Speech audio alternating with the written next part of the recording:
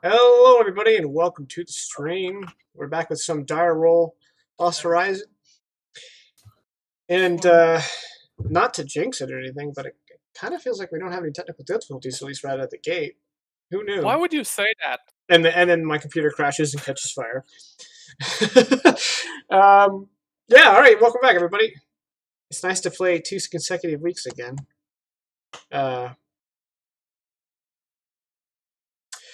Last session was a doozy. The crew is now commanding the Androla research vessel from the planet Nikipi in an endeavor to discover if they can learn about the psychic connection to hyperwinds and perhaps learn how to navigate them. Having made several breakthroughs, they finally had an apparatus that Elise could use to connect with the hyperwinds. And there she met a psychic construct called the Regulator, which showed her more or less all the hyperwinds of the galaxy and which way they flow. And while she was probing this regulator for information, some of it he could answer, some of it he couldn't, their call got intercepted, to put it mildly. An unknown alien basically pulled Elise's mind into where he was and then probed her memory until he was done and sent her home. And Elise woke up from this kind of trance that she was in, and there was some bleed over of his thoughts into her right before the connection was dropped, or as the connection was dropping, and she heard 2 words: fresh harvest. And the last thing she said was, "Guys, I think the Citadel ships are coming." And then she passed out.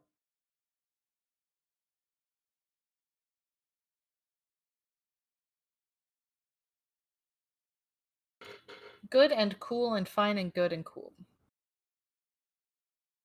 Nothing wrong with that. Nothing wrong with that. Everything according to plan. It's all according to Keikaku. Walking right into our trap, Jaken. You got me. So, the 3 of you who are conscious, and a whole bunch of doctors, are surrounding the unconscious Elise, blood running down her nostrils. How much psychic fatigue does Elise have? 3. Ouch. That's why I added the whole I passed out thing, even though I wouldn't have. Right. Oh, yeah, you're all level 5. That also happened. Congratulations, you're halfway there.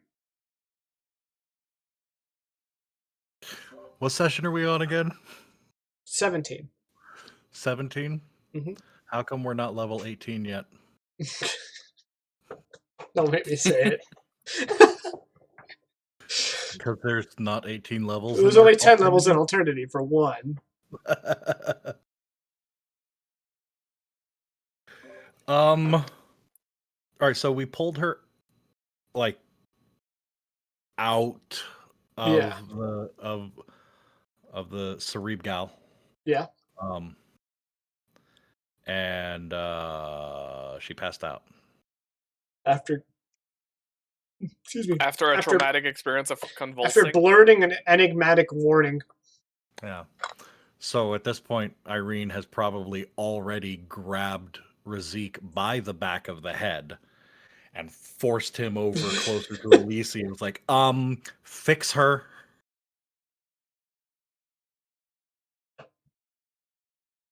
Well, Razik is kind of not sure how to proceed here, because he's not sure if waking her up right now would be the best thing after the convulsions. So Why don't you make a medicine check? Yeah, medicine check. Yeah, Jess. Oh, and we can click on your stat screen. We can see your new talent. So I'm assuming that this would be the type of medicine check that would be regarding checking if I can wake her up safely. Yeah, just kind of gauge her medical status. Would that fall under first aid or treatment or something else? First aid, probably. Okay. Do I get any bonuses for the room, available doctors, medicine, whatever? No. A 10. Well, despite your best attempt at making me fail, that's an excellent. It's all my fault. Oh, now you succeed on a 5? Holy crap. Yes. 5, 10, 15. Does that mean Alenia melee is at 5, 10, 15? Oh yeah. Oh, God. That means High influence. At 5, Irene engineers on 4, 9, 14. 4? Oh, because your intelligence is 7. Yep. Well, next level, you guys hit the skill cap, so that'll be the lowest it'll go, unless you take We the also self-improvement. We also hit the next level of improving our stats. Amazing. Okay. Let me quickly scan over Alenia's character sheet. Yes. Where did you get a light wound from? Oh, because that was the psychic injury. Her wounds are Trivial. I wouldn't say trivial, but it's mostly she is fatigued in the mind. You reckon waking her up wouldn't cause her further harm. And in fact, Elise, since it is a new scene, why don't you give me a psychic fatigue check to see if you can reduce your level? It's resilience or willpower, right? Yes.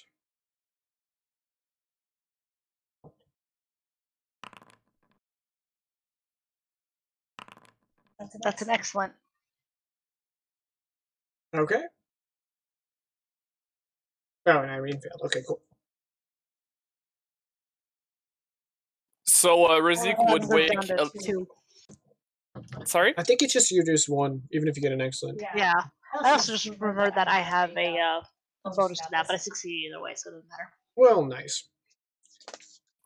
So now that Razik knows that waking her up most likely won't cause any further harm, he's obviously gonna start from the lower echelon of Elise, and just gently shaking her and poking, and then if she doesn't wake up, look into the actual medicine path of waking her up. Well, at this point, I assume Elise has fallen unconscious, almost voluntarily. And now that you've recovered that fatigue, you probably can stir awake.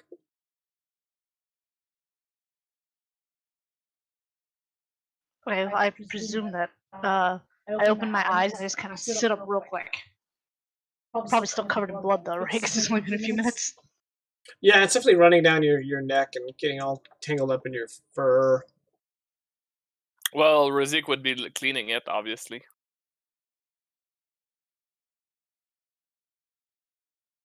You guys ever hear street noises that sound just super weird? Not particularly over here. Considering where I live, every day.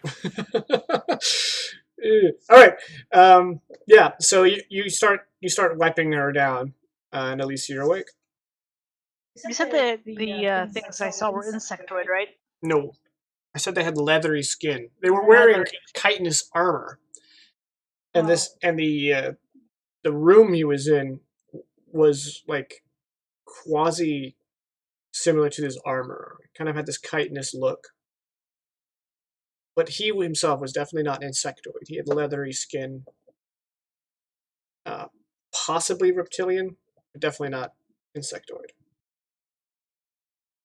Right, I want to start describing everything that I saw to the best of my ability. Well, it's a new session, so why don't you? But I don't remember it. What? Oh, you passing the buck to me? No. I mean, let's be fair. At least he's not very good at this kind of stuff anyway, so. We'll do it in character. It's a recap.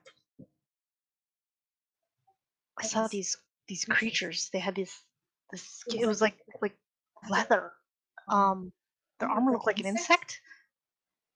I like how I paused on this. Does that if I was actually taking notes, or is that you, Caddy? Oh hell yeah! That's both. Look, I'm like useless at looking in, but am good at cultures and trying to find information and talking to people.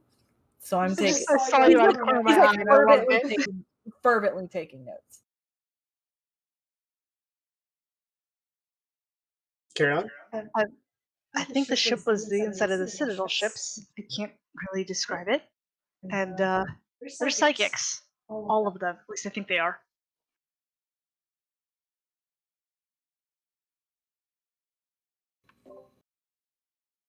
Jake, And, what was the phrase they used? Fresh harvest. fresh harvest. Does that be like an immediate thing, or? I don't know. They refer to us as a fresh harvest. I think they're gonna try and come out at one of the black holes for us. But, like, why now? Or will it be right now? They weren't like fresh harvest 1 week from now when we need new groceries. Like, if they've been using the black holes like we postulated all this time, why would they just now be coming out? Like, you might be jumping to conclusions here that we're not positive on. Like, I appreciate that it was a frightening experience, but, like, we have to be reasonable and rational and not jump to conclusions, because that's I try to be reasonable and rational and never jump to conclusions. That's something that we try to do. So, like, let's continue doing that. Well, from what I gather, the last time they came out was like 50 years ago anyway, and they only counted the one ship. Maybe they didn't think anything else was here. And that is a rational line of thinking. So, but now, like, if they encountered you, like, they only encountered you. So, like, why would they know that anything else is out there? Why would they become? I'm just saying, let's not frighten the proletariat just yet, shall we?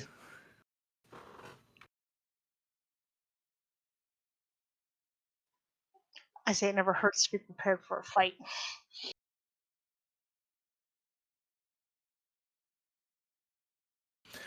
Absolutely fair. Now, get the hell out of the chair so I can fix this thing. Because you're going back in. At least he gets out of the chair and then just leaves. Just going to the infirmary. I'll follow her. Okay. The infirmary is just down the hall, basically. Random She's aside. getting out of the room. Random aside. I was scrolling down to look at Elenia's skills, and I glanced over at her gear. You guys have 6 pairs of exoskeletons. I keep meaning to get to that, and I just keep forgetting. We did like a 2-month time jump. 2 or 3-month time jump. I'm pretty sure you guys can have those retrofitted to fit each of you. Yes. We do? At least he stripped the Saldron. I should point out that Caddy missed that session. We've had these this whole time. No, I got like the rundown for the session. Nobody was like, hey, we've got some exoskeletons. Big tanky boy who takes all of the hits. 6 assault lasers, 6 Saldron-sized exoskeletons, 6 high-powered laser pistols. The laser pistol! I've got specialization pistol. Guys. Oh, dude, to be fair, at least he took them off and threw them into a corner in the cargo bay and then forgot about them. High Boys is like in the cargo bay, like, guys, did you know we had these? It's the last crate from the Involucre that we haven't unloaded. It's full of armor and weapons. I could have taken a specialization in assault weapons, and my boyfriend said, "Oh, you should do assault weapons instead of spending those last 2 points." I went, "Nah, I don't need assault weapon specialization." Not that we have 6 assault lasers lying around in an unmarked crate. I was like, I don't even own an assault weapon. No. It's what am not I unmarked. supposed to do with On a the rack for multiple assault weapons? Are you mental? On the box, there's a post-it and Alice's handwritten note saying, "Remind IPOS about this." But it's Elise, so it's completely legible.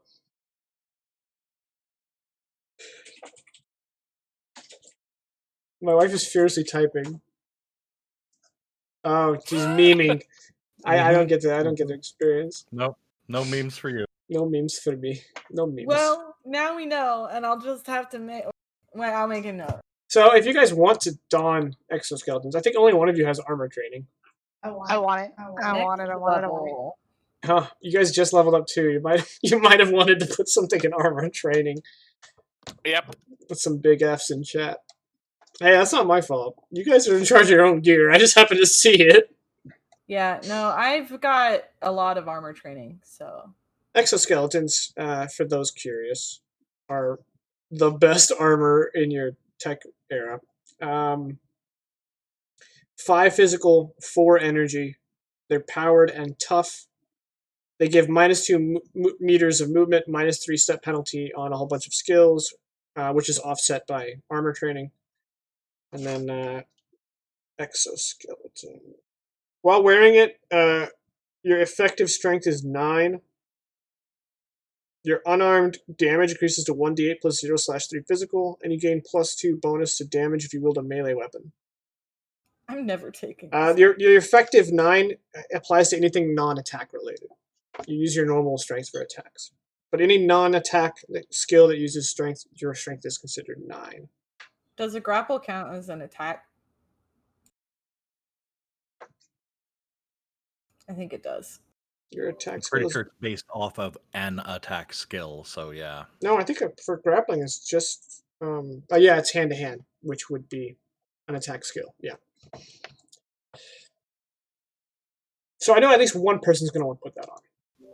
Yeah. Well, at least he does. Irene's been meaning to get to those. You know, just so much has come up. I've been looking at these since we created characters. I was like, one day, like longingly stroking the handout.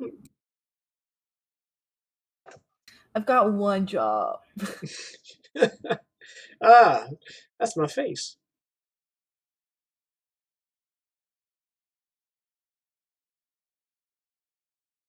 The only thing is, the exoskeleton does not have life support, so you need to have a vac collar would probably solve your issues, or a vac suit underneath the exoskeleton. And you guys have plenty of vac suits in the ship, so you can just add vac suit. Bob's your uncle. We get minuses for wearing it if we don't have the training wheel. -2 meters to your movement and -3 steps to a list of skills. That list being... We looked this up on Thursday. Yeah, we did. Apply this penalty to acrobatics, athletics, dodge, endurance, extreme sports, and stealth checks. There you go. Which, honestly, is not that big of a deal for Razik. Unless he's trying to dodge a grenade or something. Yeah, -3 step to dodge. I guess I'll just eat this grenade. What would be required to say that in this 2-month span that has happened, at some point we did try to get these fitted to each of us? I said that already. Oh, okay. Yeah, so, I said you guys could have one fitted for each of you. Okay. Break glass in case of emergency. This way to the great egress. Or if you're Hyper West, wear in bed.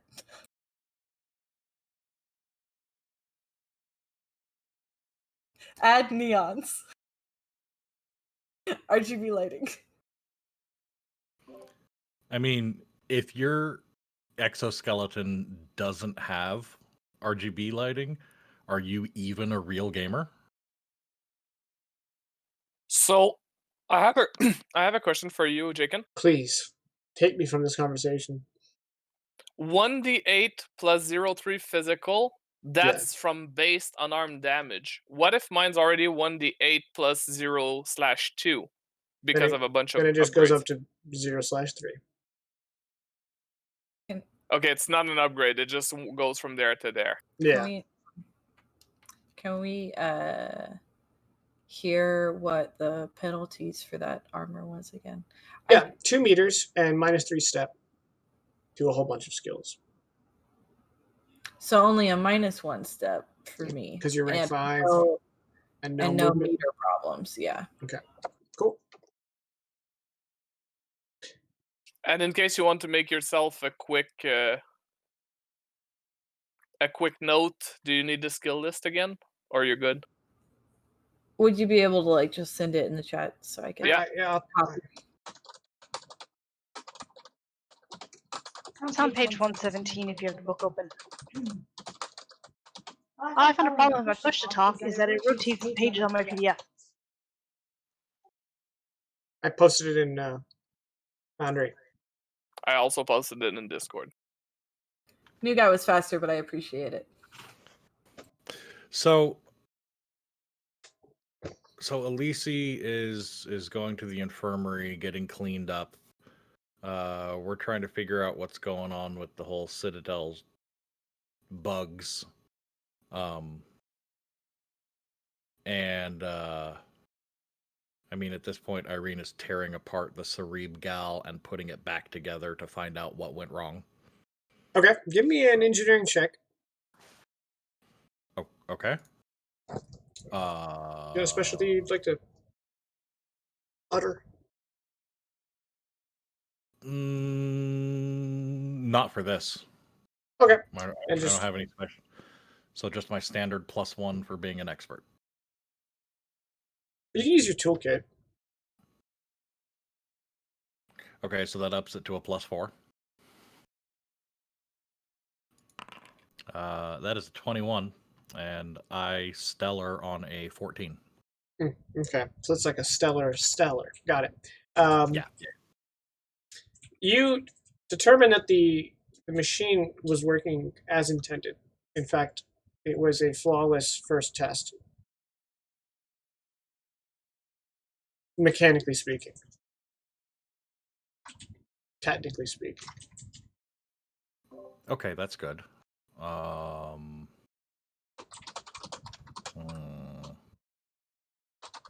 right, Irene's gonna pull all of the data from it and like lock herself in her room and be going over every little bit of information.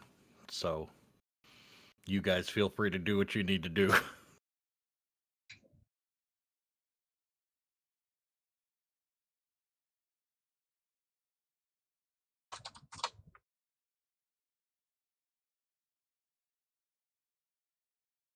Okay, so that leaves just Hypoist. Yes. Who else was in the room with us whenever this happened? A slew of your NPCs. Let's pull up a name here. Probably Dr. Bly. Probably Dr. Shrep. I don't think Dr. Tagara would have been there. No, when I called the doctors, I called only the people that would be useful. So it would be Shrep, Blur, because he probably helped me with the compound, and Bly. Yeah, so those are the 3 in there. All right, then I think I'll just dismiss them and go looking for Obate, Elish Obate. Okay.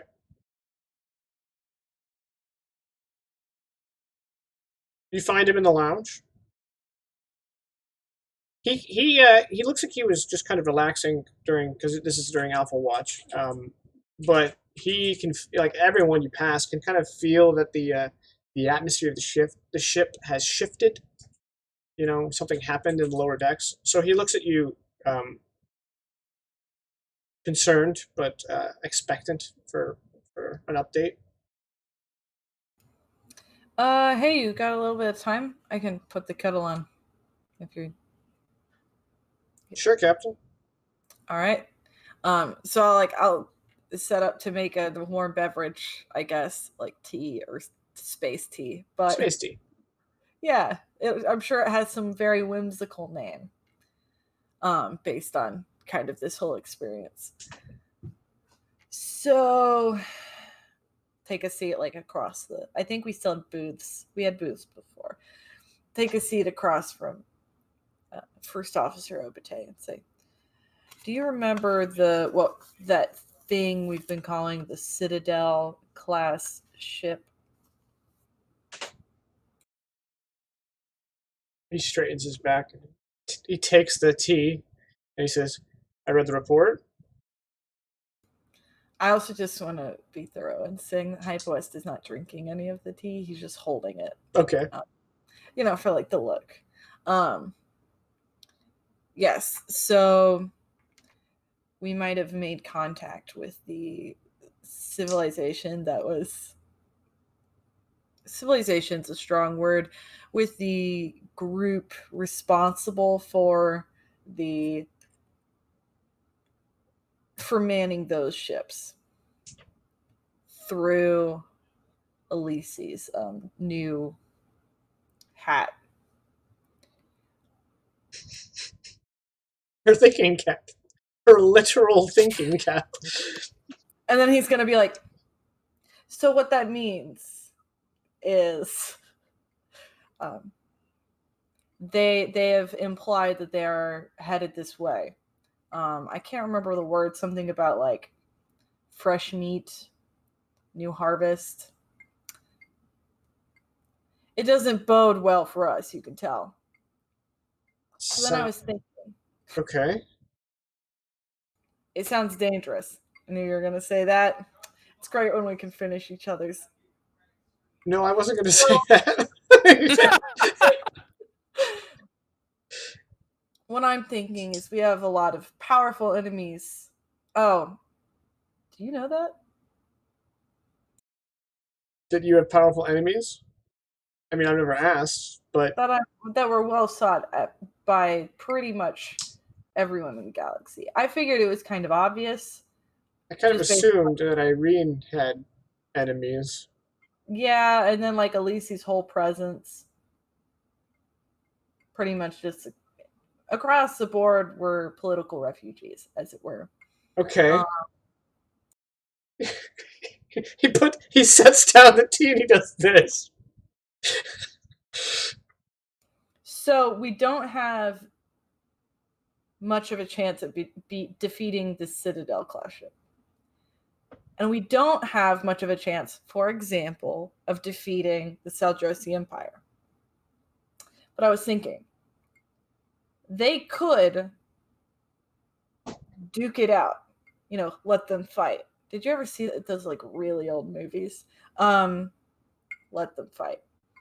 And then the remainder might be weak enough that either we get away or we can handle the situation, getting our hands on that ship, which has been able to safely traverse the hyperwinds and presumably is being run with psychic tech, could massively launch our research initiative.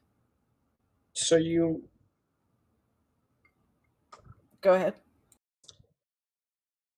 There's a ship out there that 50 years ago bested the biggest, baddest ship we had 50 years ago in the whole Fire Expanse. And you want to... I think this was implied, but please correct me if I'm wrong. You want to lead it on a merry chase over to the Saldrosi Empire, which means we'd have to cross through the Wild Cluster, past Haku, and then cross the Saldrosi well-defended border, and then hope they fight each other. And then we loot their remains? Did I miss something, Captain? Oh no. Okay, I see where the misunderstanding took place. Hypo still set his mug down.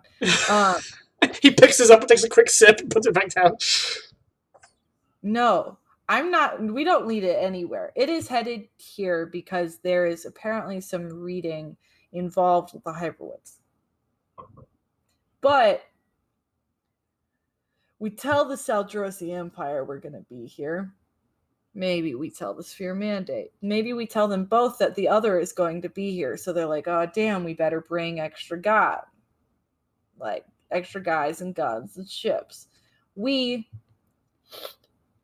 out for a little bit. Just peace out.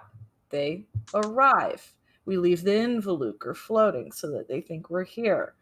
Citadel class ship shows up. Everyone fights for a little while. Then we come in. Okay. Yeah, so we don't have to chase it around anywhere. But it's going to come here.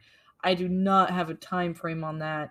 Yeah, that's kind of the thing, because it would take several days to get the message to the two power factions. Then it would take them several days more to task a ship and reach here, probably at least a week before we could see either ship. How soon is the Citadel coming? Did they give Alicia a time frame?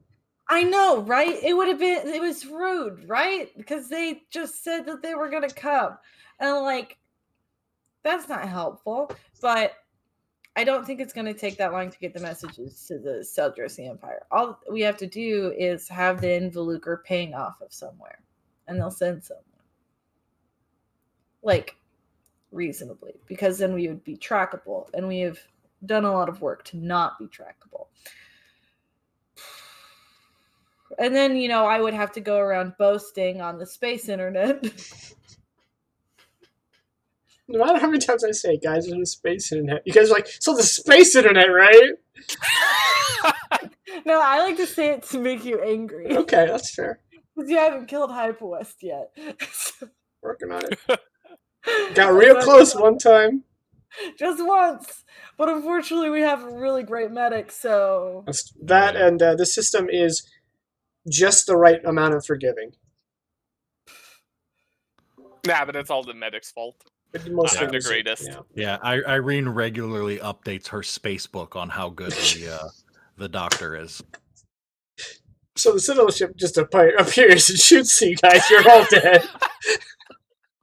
No, wait, I haven't made a spaceogram yet. Yeah, the last thing anyone sees of you is you're holding up a selfie to the window port as the Citadel ship obliterates you. Guys, how come we've been saying Spaceogram and Spacebook when MySpace is right there? Nobody, even this far in the future, we still don't remember MySpace, okay? Yep. Nobody uses MySpace anymore. Tom took his millions and millions of dollars that he made off of MySpace. He had his brain cryogenically preserved. It was brought back to life in our era, and he's like, "Hey guys, you remember MySpace?" And then they killed him.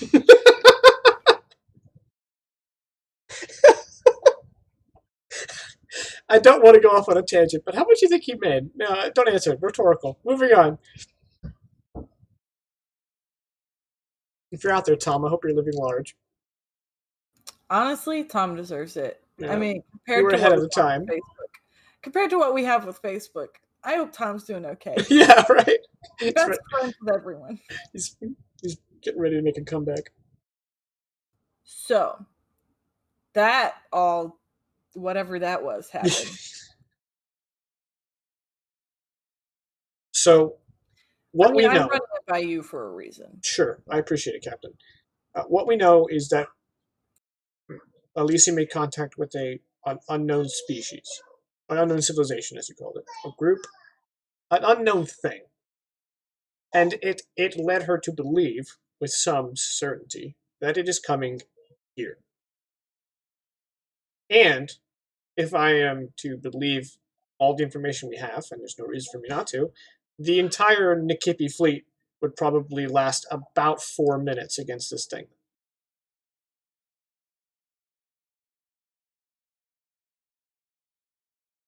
So I'm not opposed to getting the big boys involved.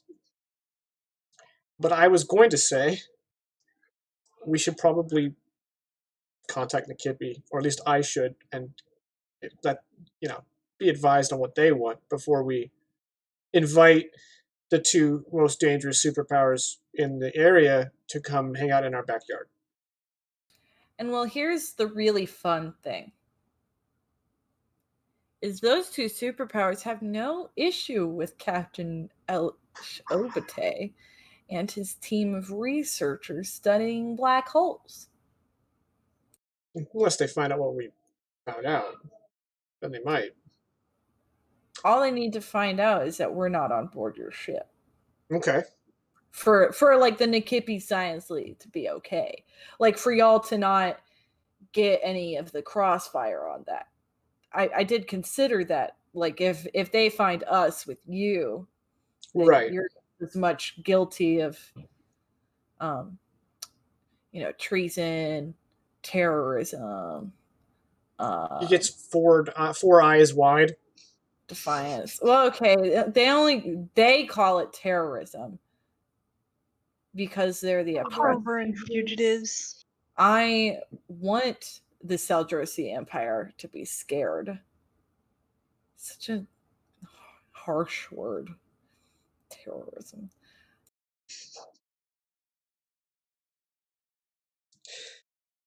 All right. Well, let me get on the hyperspace wave and send a message to Nikipi. And what do you want to do in the meantime, Captain?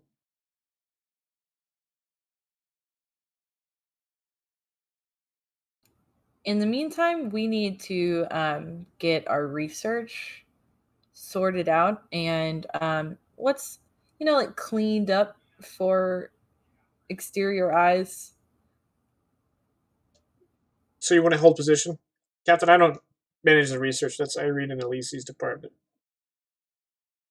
Oh yeah, we're gonna hold position for now. We need to be able to either set the Involucre adrift with us in it to draw the Seldrosi Empire, because the Involucre is a quick little ship, so we can probably, jump out of there as soon as things get a little heated.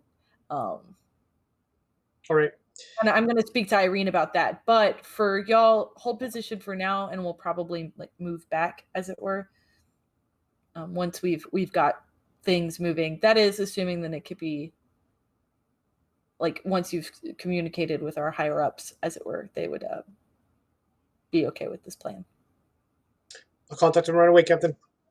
He grabs his tea, takes one last sip, sets it down, and starts heading for the bridge. Have Wes cleans the mugs. We cut to the medical bay, and Razik is giving Elise a checkup. And Elise, give me a. It probably isn't right, but give me a telepathy check.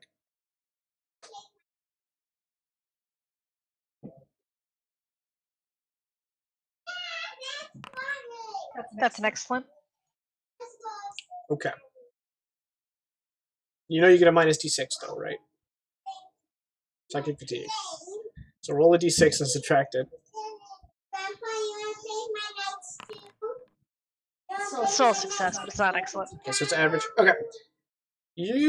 As you're sitting there and Razik is, taking your vitals and all that, you are sifting through your mind, and you're basically drudging up all the memories that you sense the other creature was looking at, and you realize that he, as he was just like flipping through your brain like it was a book, and he was just finding the pages he wanted.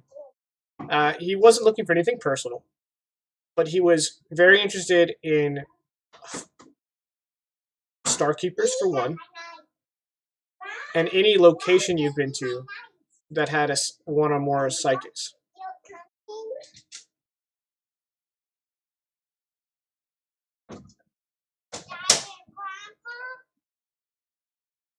Any location that I'd been to? Not just location, but just knowledge of other psychics. For example, your knowledge that Irene is a psychic led him to the memories of the Sphere Mandate, of what you know about it, even though you've never been within its borders.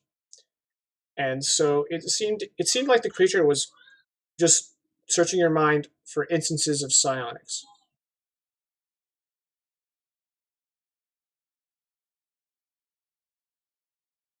So I probably got all of my information in regards to the Starkeepers, because there were a lot of that. With your average success, you know they were particularly interested in that area. Yeah, he was particularly interested in that area.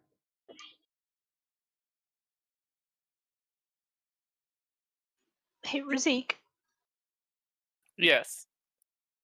Do you know any psychics aside from Irene and I? Are they common where you're from? Culturally, Jaken, I don't think that my species or even the Crest League is particularly known for psychics. Yeah, you don't have like a psychic academy, you don't have like a psychic wing, but I think Azretians are non-psionic. Is that right? I would need to open the thing again. I don't have it open. You didn't paste it into your species notes? No, because I was not going Well, to take psionic talent anyway. even if its Retians are psionic, you know, the planet you're from isn't all Retians. So I would say like a psionic would be as common or as rare as like a well-known athlete or like an esteemed physician. You know, maybe like one in a couple thousand. And would they be open about it?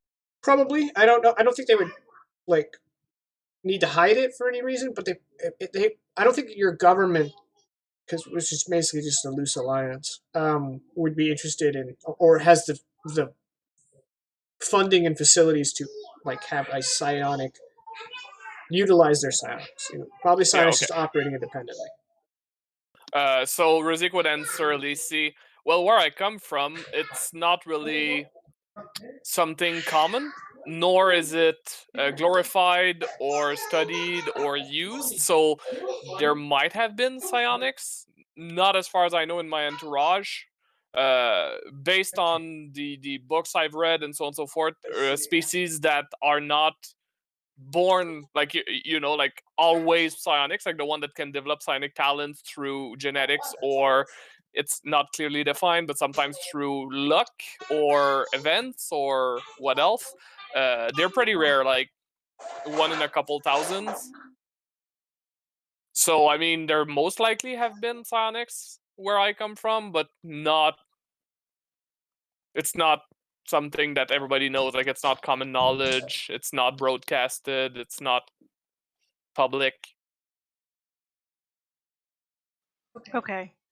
Whatever that species was that I encountered, they seemed to be interested in psychics in particular. I remember them going through my memories of being a Star Keeper and just pulling up anything that had to do with psychics. Okay, and do you have any idea why psionics in particular? Because I could propose a few hypotheses. Well, I do know you have to be psychic to access the hyperwinds. Maybe it has something to do with that. Yes, so my number one hypothesis, now that you said that, could be that they're trying to cut off all psionics, essentially killing the competition.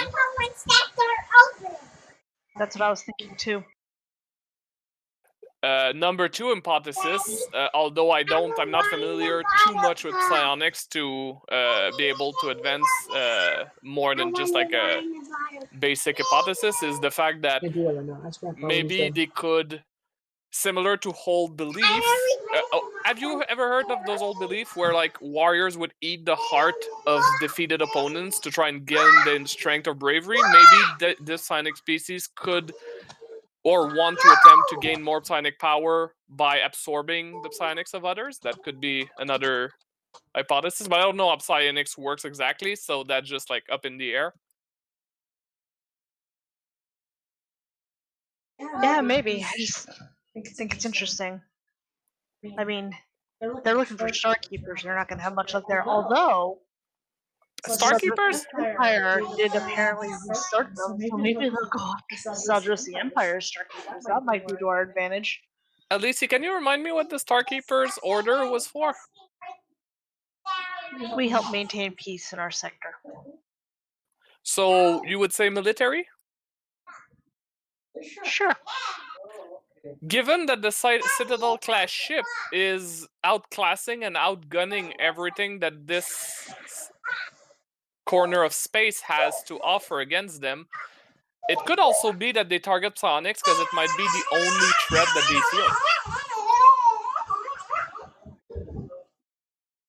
feel. Yeah, we should probably bring this up with Hypelis.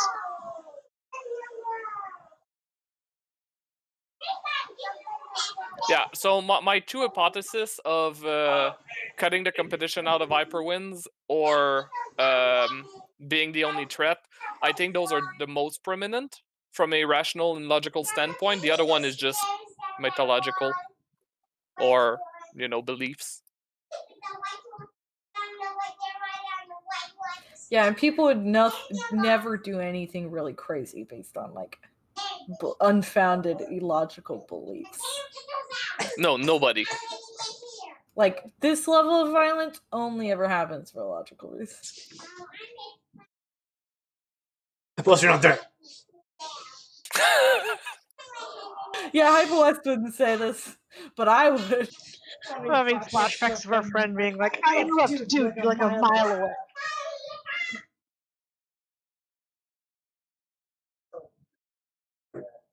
But yeah, I'm only portraying Rizik the way he is, which is logical and calculating. Okay. Let's see transition. So you guys want to do a psionic fatigue check? Go for it.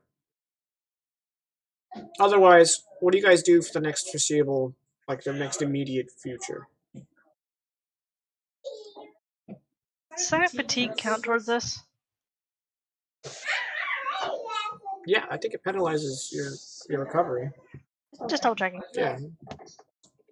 Don't forget your mentalist gives you a +1. Yeah, which makes me a -1. Swore it was a +2. Now I have to look it up. No, +2 is the Just talent. the talent. Yep. Oof, that's it. That's it. Holy crap! You're right. It is +1. I should mention that you guys all get a hero point.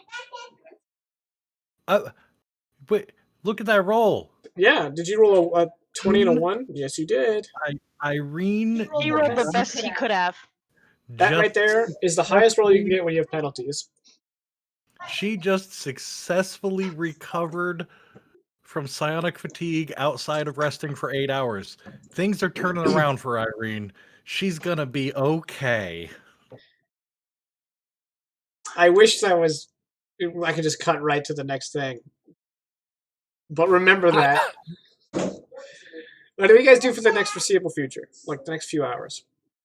Well, Rizik would probably gather with the other doctors that have been dismissed from the other room after he took care of Elise and start cataloging what they've learned regarding psionics versus organics versus cyberware. Like, try to make some sort of semblance of research of how all these things link together and tag in the chemicals that they made to enhance psionics abilities. Try to put it in organizing all your data. Yeah. Yeah. What's Irene doing?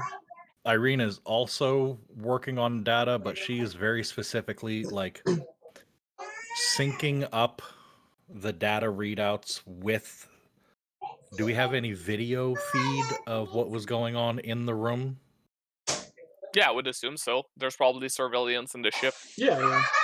Okay, so she's syncing up the data with the video feed, and because this is completely, as far as she knows, unexplored science, and she's trying to sync up spikes in any of the data relating to when Elise first made contact with the regulator, when she started convulsing. She's just trying to find what we can track in future expeditions into psionic headspace so that we can better monitor things. Okay. Does that make sense? I don't know if you're going to be able to accomplish that in a few hours, but I think I get what you're doing. Is you're just trying to understand what happened and put safeguards in the future, right? Well, I'm trying to be able to link like the exact moment when she started convulsing. Okay. Not looking at the medical data, but looking at the data that was feeding through the helmet, and trying to find what spiked there, what changed there, so we could start formulating what to look out for in the future. Because tracking psionics with sensors isn't something that Irene knows anything about. Right. Okay. What about the others of yous? Elise is gonna find out, seek out Hypolis and tell Hypolis her hypothesis on the psychics. Okay. And more about the Starkeepers, because why not? Elise would need to do this while jogging in place of Jazzercise. She's okay with that.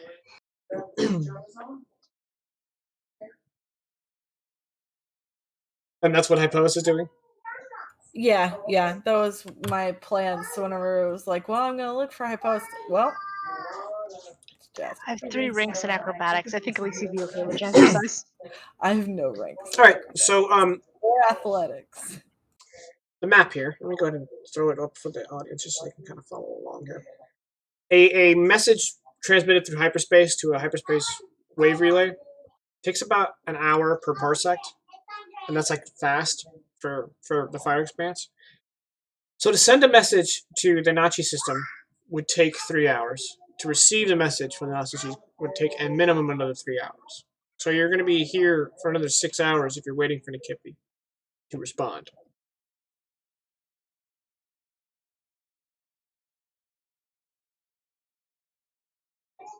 I think I would probably bring my intrepid adventurers up to date with like what the plan I had spoken with Obite is. I'm not gonna like rehash it again to them, but effectively like and like, what do y'all think? Mm-hmm. We would probably need to leave this vessel.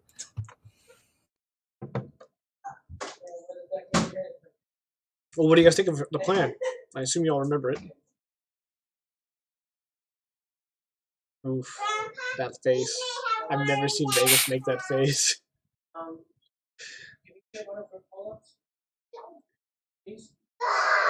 I think that face was the, oh, I should have been paying attention face.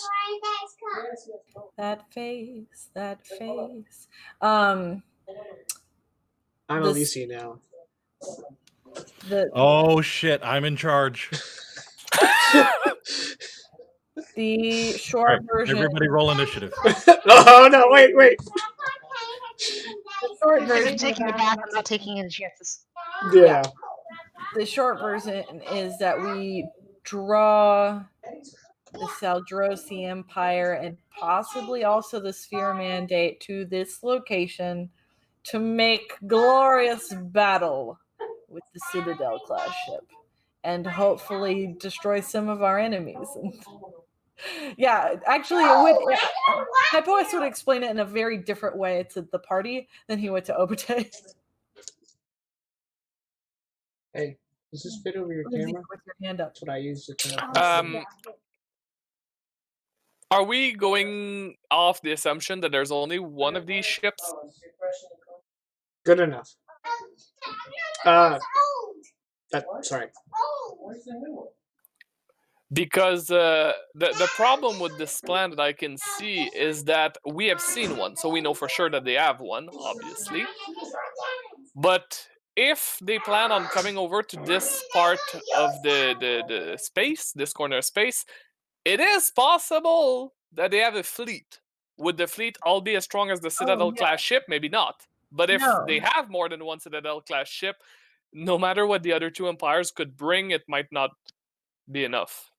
No, I definitely took that into account. I just thought it would be nice to destroy kind of both of our primary enemies, like the Citadel class ship could wipe out the Saldrosi Empire, probably, especially if they had a fleet of them, which would lessen their power over the fire expanse if we could like take out their military.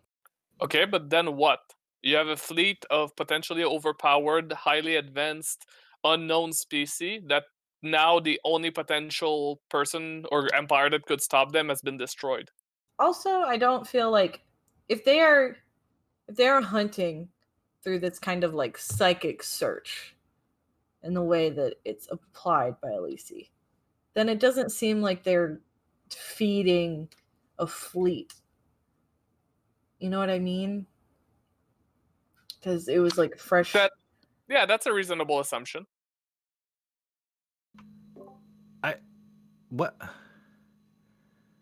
I think we are all, and by we are all, I mean all of you and not me, jumping to some pretty extreme conclusions here. Like, what? We don't even know that these things are coming. we don't have any data,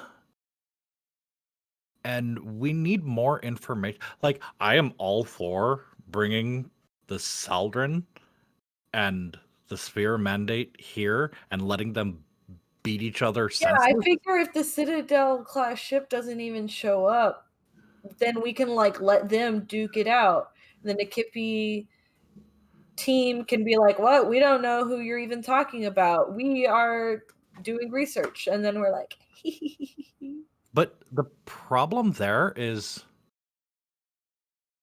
you're trusting that if let's assume that they do actually show up at the same time and this other third party doesn't show up. You've got the Saldrosi Empire and the Sphere Mandate staring at each other from across space, like out their viewports. yeah, like a space Mexican standoff. Right, but they're not actively at war right now. So, But they do both want us. yeah, Enough to send a whole fleet, not particularly. Yeah, that's the. I don't know that like we're baiting them with the right bait. Like, I am all Irene, for. you don't think I'm juicy bait? Oh, sweetie, you are so juicy, but you're the wrong kind of juicy for what you're trying to accomplish right now. Like, I, I don't know. I think we're all jumping to conclusions here that we're gonna manipulate both of these massive stellar empires into some fight that's gonna ignite a war that we've been trying to I don't know, prevent and like protect the people from. I don't understand why we're now, you know, punching each of them in the throat and saying it was that guy, go get him. Well, the goal was to do that out here in the dead of space. So that there aren't tons of civilian casualties, so that we can get some of their power and kind of control knocked down a little bit. And if the Citadel class shows up, it might be that they weaken one another so that we can kind of like swoop in with the Androla should the need be. Like it gives us options. No, you're right. You're right. We'll just sit here for a week and like see what happens. We'll just sit here for a week and see and just like wait it out. I'm not saying we should do nothing. I'm saying maybe what we should be doing is not egging the two evil empires into a war. Maybe we should be keeping this from them completely and still not let them know where we are or that we still exist. Like, we have to act on this information intelligently, and that's not me saying that this is dumb. That's me saying that this is playing into the hands of power-hungry, elitist, patriarchy-loving asshats.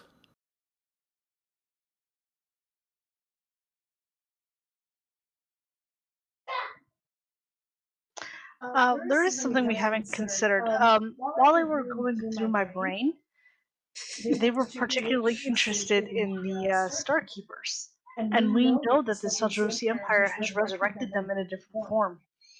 There's a chance they may go after the Saldrosi Empire on their own. I mean, if you were able to feed to them that the Saldrosi Empire had Star Keepers, we have to convey that information somehow. Did they go through that, Jake? You only got an average. You don't know. What you know is what I told you.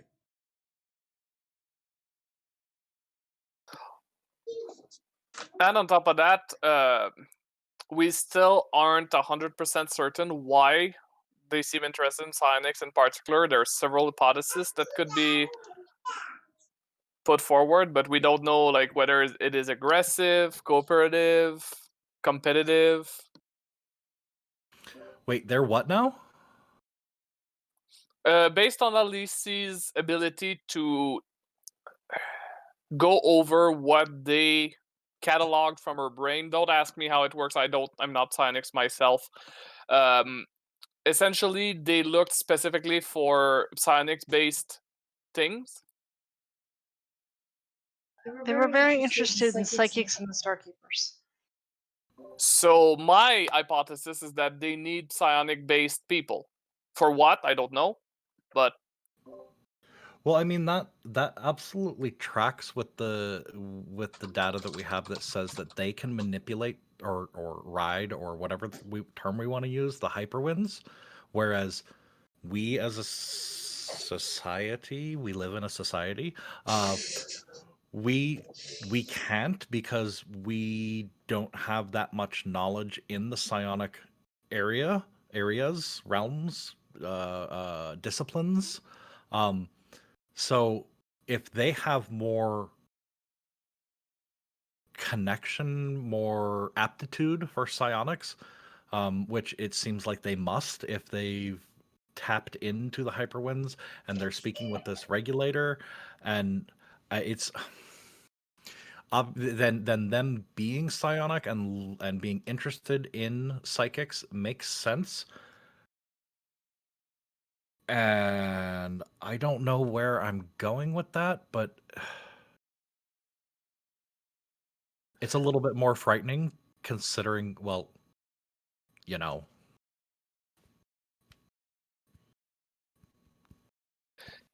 just a quick out of character. At least see when you were discussing the different things you were doing with the regulator. I remember you saying you were telling us everything that he also said, right? The guy who probed me? Yeah. No, You were at that point I'd the started regulator. Oh, The regulator yeah. before I got pulled. Yeah. So Razik would answer Irene and say, but they had, from what Elise had said when she was communicating with the regulator, they had communications with the regulator. I don't remember what Elise said, but I think they cut off contact. I'm not sure if it's them that cut off with him or him that cut off with them. The regulator cut with them because they were aggressive. They were trying to destroy the regulator. So how about they're trying to gain control of other psionics to get contact back with the regulator?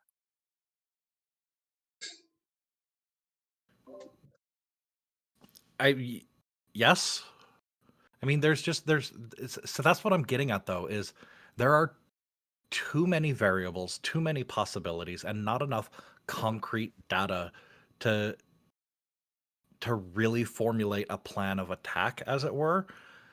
I think our best bet right now is to not let the Saldrosi Empire or the Sphere Mandate know what we found out, what's going on out here, and for us to go back in and try to figure out more, try to gather more information before anything else happens. Now, is it possible that something could happen while we're doing that? Yes, but if that's the case, we weren't going to be prepared for it anyway.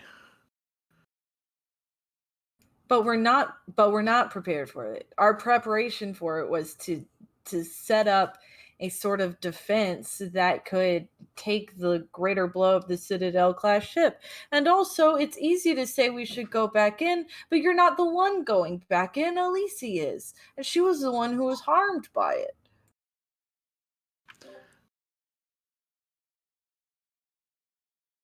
And you don't think that we're already trying to figure out how to protect her from that the next time? I mean, I'm sure we are, but just saying well, let's just do the exact same thing again isn't an excellent solution. Instead of sit around to do nothing, it's sit around and do nothing except for put someone back into a position that got them hurt last time. I'll go in. I'll go in. If Elise doesn't want to go in, I will. I knew you'd say that. But the question is, Elise, are you willing to go back in? I mean, I'm not speaking for Where are you guys having this conversation? I think we're meeting with Obite, talking about the plan, and then it we weren't meeting with Obite. You're in the ready room though, on the upper deck. drawing them aside, for like a bit of privacy. Yeah. Okay, so ready The way room. I described it to y'all was different from how I described it to y'all. Yeah. So ready room? Yeah, Sure. but just us. Yeah. Because Obate's on the bridge, so like there's like 2 rooms between you. Well, your conversation is interrupted as the comm keys up, and you hear Obate say, "Captain, bridge, situation, quickly." If y'all excuse me, I need to work. Wow. Okay. Man, IPOS really changed since he became the leader of this ship. By the way, it's been about 3 hours. Okay. So, Hypois heads over to the bridge. What do the 3 of you do? Follow? Okay. If it's a situation?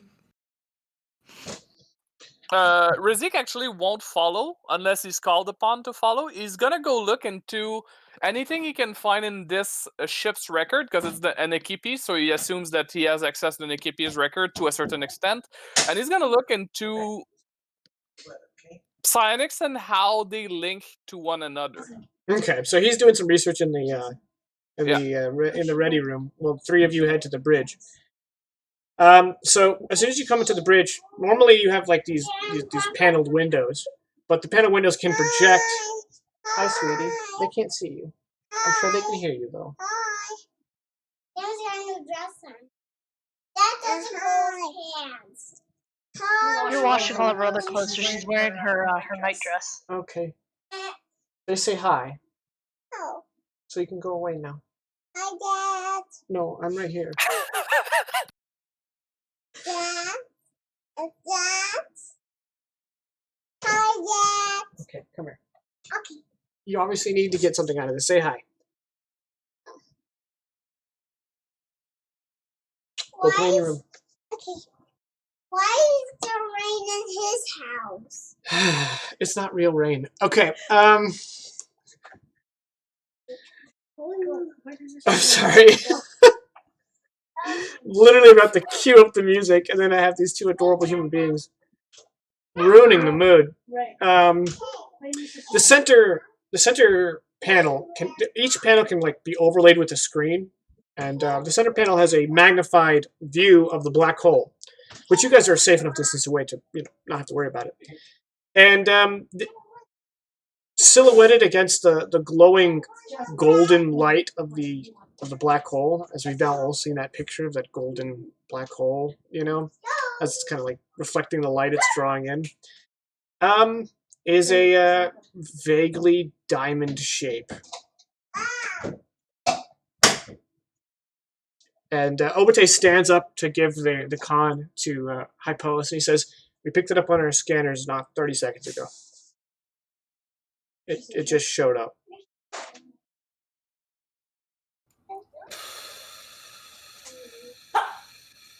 Good. Irene's already out the door running down towards engineering. Yeah, I'm gonna everyone to stations just in case. Let's All right, you sound general open quarters. communication. Yeah. Okay, you open communication. What do you want to say? Guys, there's a big distracting. I'm just gonna have it open, but also I was giving Elena a moment. That way okay. At least he can be ready, because at least he's the one who's talked to them before.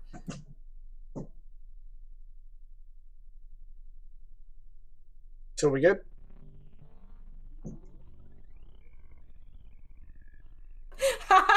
Vegas is not good.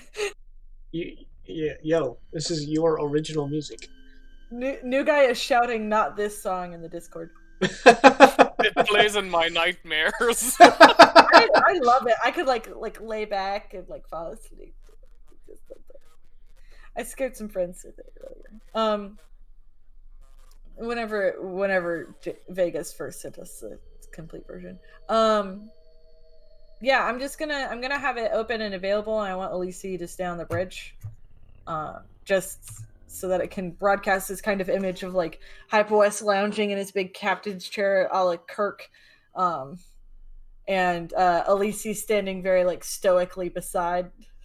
Okay. The only response you get is that the ship starts accelerating. Fuck. Okay. I was just like pressing buttons like, damn, we better skip.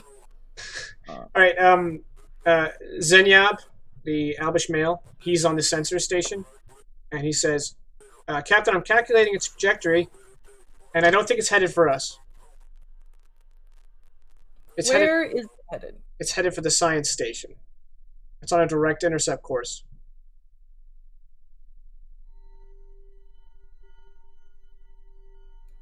We already sent a message to the science station, right? It takes a while. You sent it to Nikipi.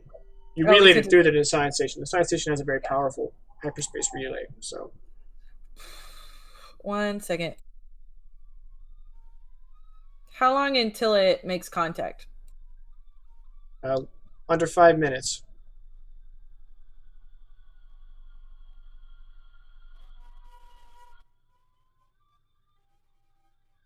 I'm trying to read through our Androla document to figure out like what kind of systems we have. 1 second. Okay. So I was like, what can I do with this? We have the it's the research one, right? Yes. The research variant. Yes. The Orbis 6. Yep. Primary function of this variant is for planetary survey used to assist extraplanetary research. This variant has a complement of 16. Advanced sensor systems and long range. Yeah, not exactly a combat vessel, if that's what you're hoping for.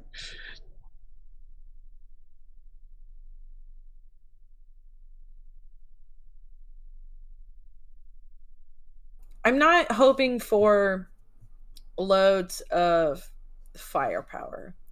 I'm hoping to be distracting, but I'm not like exactly sure what we're outfitted with. So I'm trying to think of like a creative way to use what we have, but I have to like double check what we have first.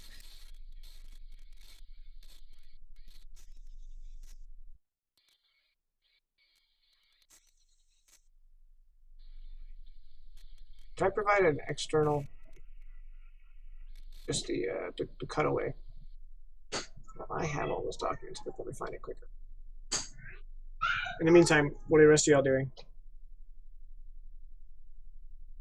I'm assuming some sort of alert came up when yeah, sound general quarters like, means like stations. bad things are happening. Hide your wife, hide your kids.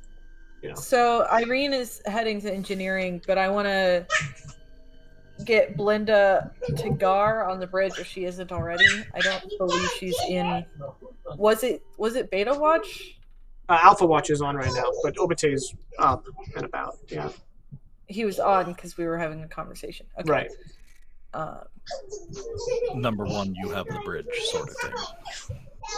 Okay. If I'm looking at just visually, I think at best, you have some rockets, some missiles. But as far as like other weapons, I don't think you have much. I guess I'm gonna open comms. Gonna open comms to Irene and say, "You said you were willing to get in the chair." Your shuttle is probably better armed than your ship. I don't need. They're not gonna care about our rockets or our guns. Okay. But Irene said she's willing to get in the chair. Well, I mean, yeah, but how is that going to help us right now? While they're saying that, Alici's going to the chair. Okay. We don't need to talk to them. We just need to blast them. And I have seen you yell at people. You need them to stop heading for this research station. There are innocent people there. All we need to do is turn their attention away. Well, I mean, for that, do you want me in the chair or do you want Alici? Alicia didn't tell me whether or not she was willing to get back in the chair.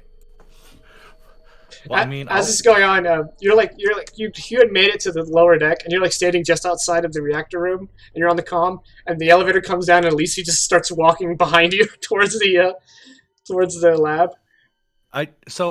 Alicia and I are on it. We got this. And Razik, I assume you're heading down to the medical bay. I was, unless he sees Elise going for the chair, then he's gonna turn and support the chair effort. Okay, so the three of you are in the chair room.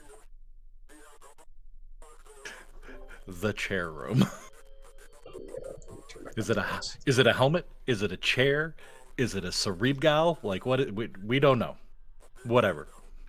I mean, there's a chair, and the chair is mostly for like aesthetic and comfort. Then there's the helmet. The combo of the two is the cerebral.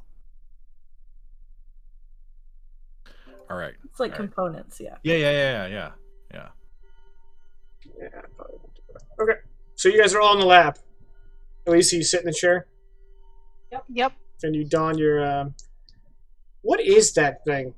Is it like a hair dryer or? Yeah, it's a hair dryer. Yes, it's a big hair dryer thing. Yeah. You put on the hair dryer that the props department has made look real sci-fi, and Listen, we haven't had time to make aesthetically pleasing yet. Okay, we'll paint it and add the accessories later. Look, at least it's not CGI. Yeah, no. We go with traditional effects here. Okay, I'm gonna kill the music briefly. I was hoping I had a hat nearby. I do not. Okay, so you're now in the cerebral.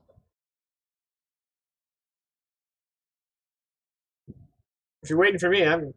No. I'm trying to think of what's. I guess I simply contact them. Okay.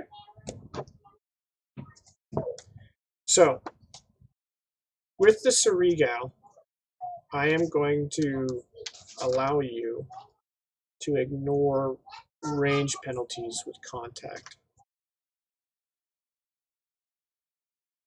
Yeah. So there you go. You're trying to contact the person who interrogated you mentally? Yeah, basically. It also gave me pluses, didn't it? First you have to. Creature you know. Oh, a creature you know or that you can perceive. Okay, so you know this creature. I think it gave you a +1, right? Yeah, +1. And I got a -2 from my fatigue, so it's -1 total. Yay. 19. Wow, did you do it too? Oh my god, twice in one session. These rolls. Okay, you got an excellent success. So you can exchange ideas as if holding a conversation with the target, including emotions or images as needed. That is mine. Go downstairs and get your own. No! I mean, okay, I'll be right back.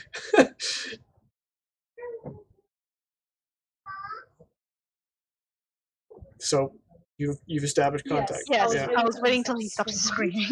Okay, that's fair. I say, there's no one you want over here. I'm over here. Come get me. Make a coercion check.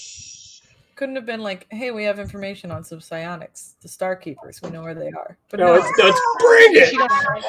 Nanny boo boo. That's an average.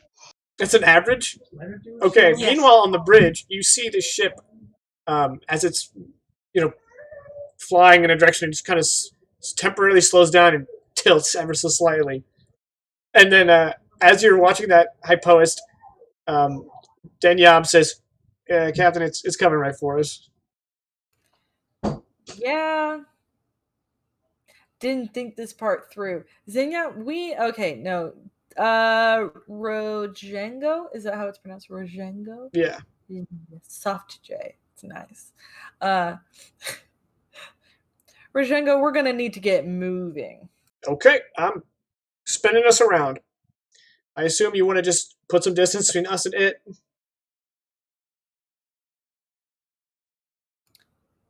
Yeah, until we can get the station to evacuate and hopefully have a plan. Yes.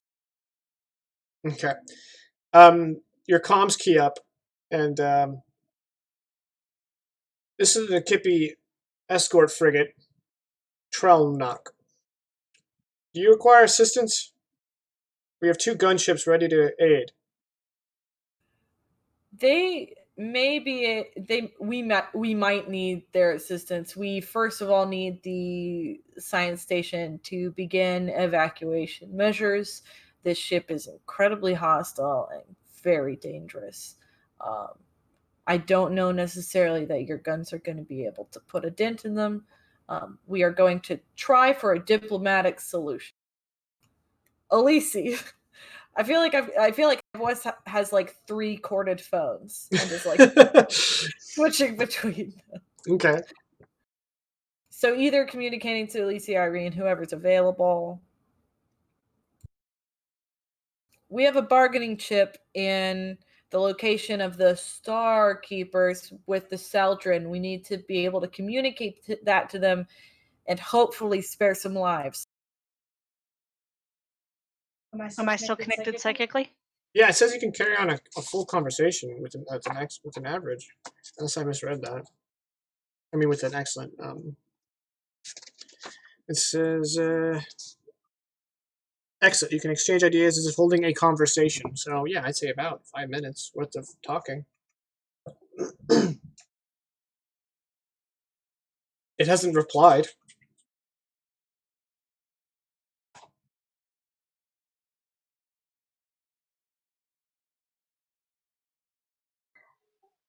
I'm just gonna say those Star Keepers you're looking for. They're a part of the Saldrosi Empire, and I kind of just project where the Saldrosi Empire is.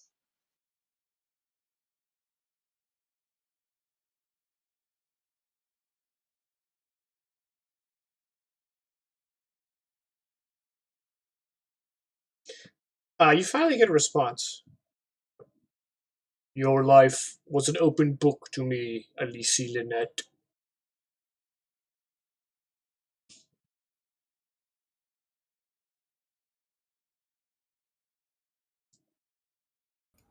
What do you want with us? With you, your brain. Hey, new guy, you got that on bingo.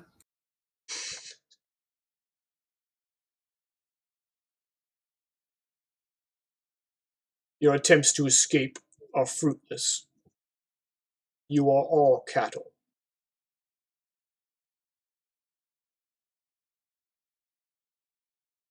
Hey, Jakin, is the precept just kind of like There? Yeah? Didn't you guys like push it further into the black hole? I Yeah. thought so? We ignited thrusters to put it back on a path so that it would be pulled into the black hole eventually. Yeah. It's probably already destroyed, but it doesn't look destroyed because time dilation. How destroyed? Vegas had proposed an idea Okay. out of I character. mean, it's been like and so I was 3-4 months since you guys did that.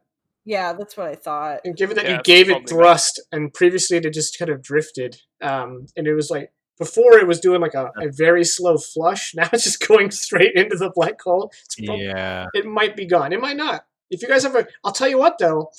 There's this cool handy dandy thing that we have never done before. I mean, don't spend it unless you have a really really solid plan. But where's the fucking section? Under using hero points, lucky break. There's catch some other lucky break. So you can, if someone really wants the precept to still be there, you can spend a hero point. But I can't guarantee that's going to pay off for you.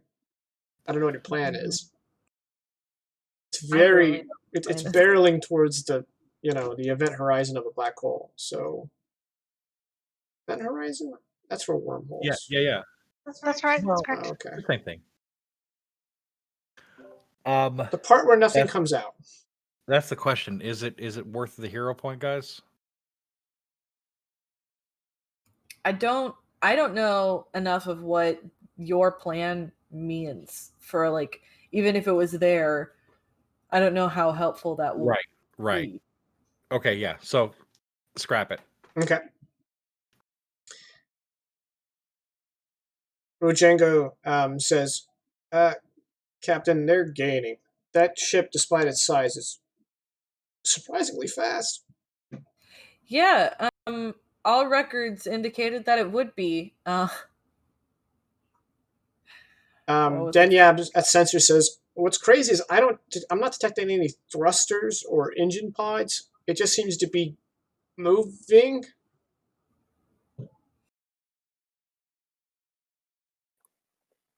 Is that the whole ship comms or just straight to, That's just to in the the bridge. captain? Yeah, that's only Oh, hypothesis during yeah, that. okay. Yeah.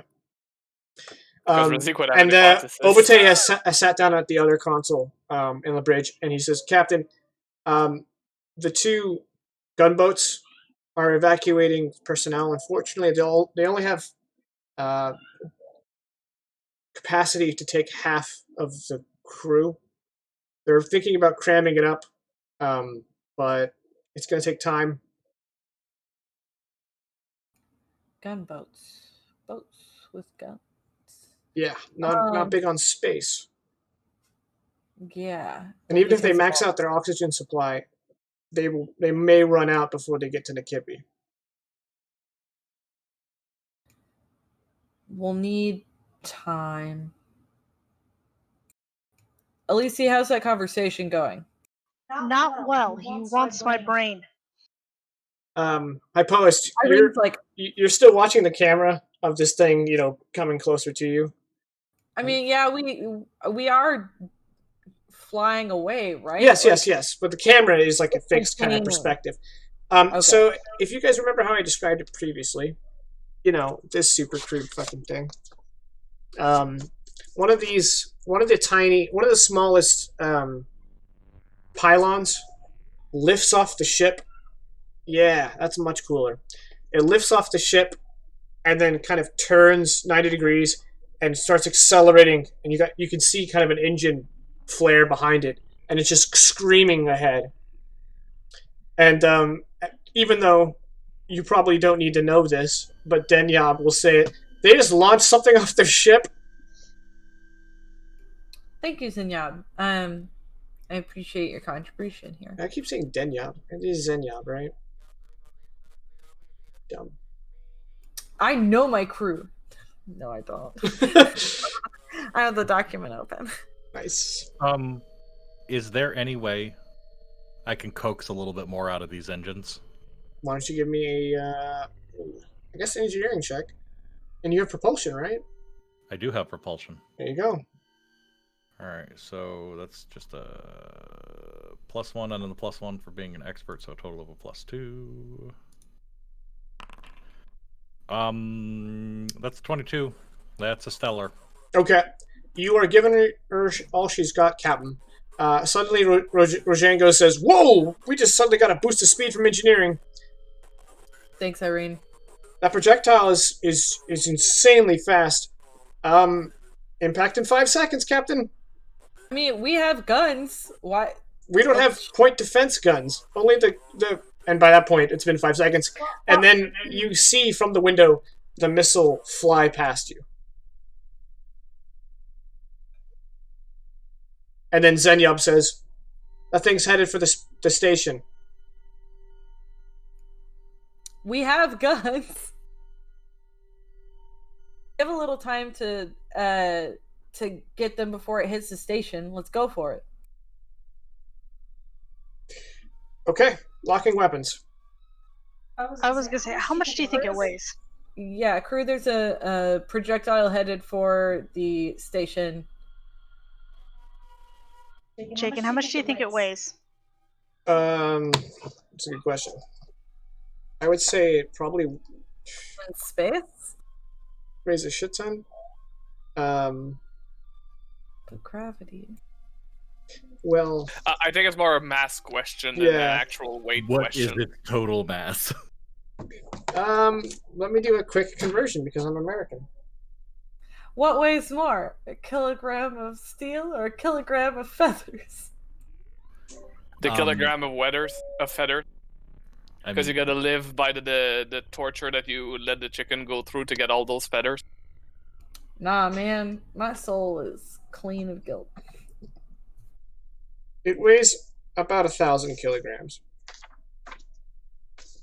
I'm gonna try to restrain it. So literally a metric ton? A metric ton, yeah. You're going to try to restrain it? This is small Creature vehicle. or small vehicle? I don't know if this is a small vehicle. I was just thinking because I could lift up to 5 tons with a lot of minuses. Well, why and I you can can't try do it. lifting it. Okay, if I can do that, then I'm gonna do that. Yeah, lift is better, more for objects than restrain is. Keep in mind, even if you get a stellar, all you're going to do is decelerate it. Maybe change course. I was gonna try to change its course, yeah. Even if you decelerate it, we can, like, that gives us time to fire at it. So that's a -3 step. And then you get the +1 because you're hooked up to Surigal.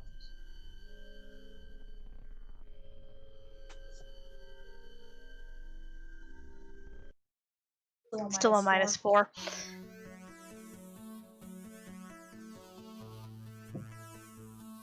You can Sonic Effort to give you a +3. Or you can roll it with a 3. That's not great.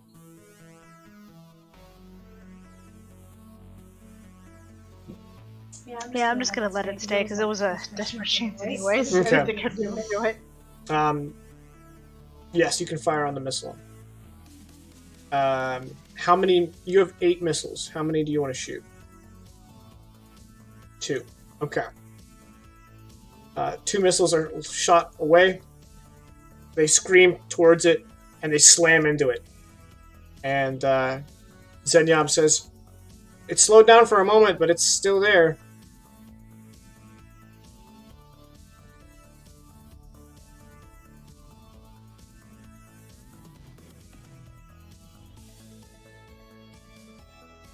We can get one more shot off before it's out of range. One second, I have to, like, look over the ship because... By the way, I can restrain it. It says later on, see the lips talents. Oh, I okay. like to read it. So that would have been the same thing. Yeah, I was just letting you know. Okay.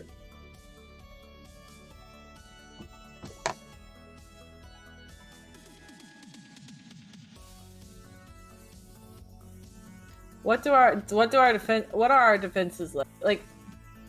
I feel like I have almost no information on what the Indrola can actually Yeah, do. the Indrola doesn't have any point defense weapons, so it doesn't have any anti-missile measures. It doesn't have any chain guns or anything like that. Yeah, but I mean, like, it has 8 concussion missiles, 2 you just launched, and it has its shuttle, which is armed with chain lasers and a pair of rockets. okay, but like, defense is in, Okay, as in defensive systems. like, yeah, systems. You got Jack on. Armor. Yeah, that's what it looks like. Yeah. Strange, but okay.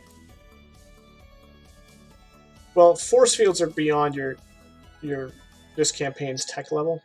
So at best you'd have like armor, a blade of armor, but since it's a science vessel, they didn't strap it down with armor. So for now. I mean, like, to me, it makes sense for a science vessel that's going into, like, potentially unknown. It's probably got, like, radiation shielding and heat shielding, but nothing to defend against, like, a big honking space missile. That is the technical term for what we're facing right now. How long does it take to get to the shuttle? Someone can get there pretty quick. But I'm pretty sure there's only 2 pilots, you and Ojengo, right? Yeah, I didn't say how fast can someone get to the shuttle. How fast can you get to the shuttle? Well, how fast can I from you the are bridge? on the bridge, and the shuttle is in the middle deck. So, 1, 2, 3, 4, 5, 6. That would be 1, 2, 3.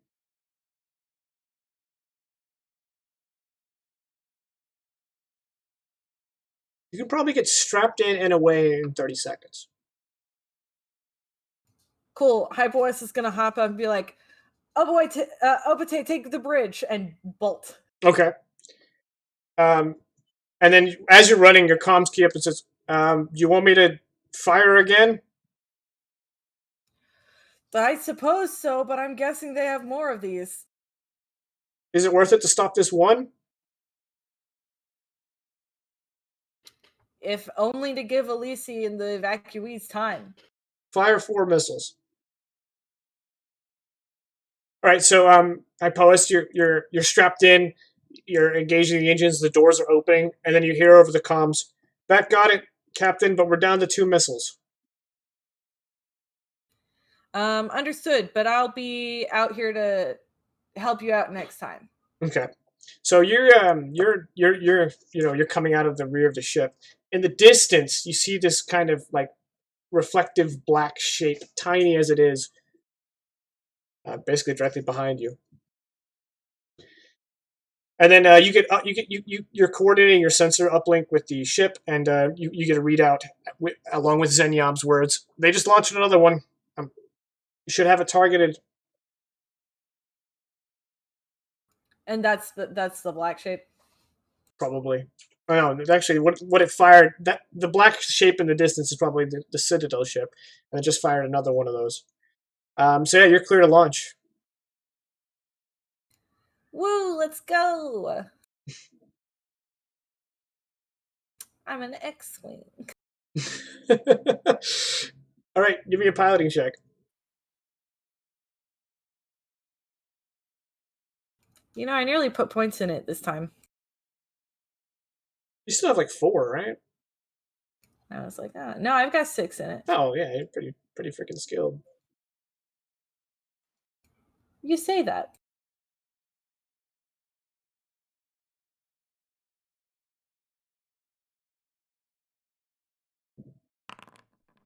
Wow, flat 20.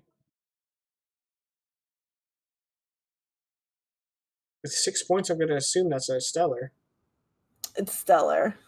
I wanted to double check. That way I didn't have my hopes up, but it's stellar. Okay. You line up a strafing run on the missile, and you lay into it with your chain lasers. And you're getting telemetry as you just kind of tear through the entire side of the missile.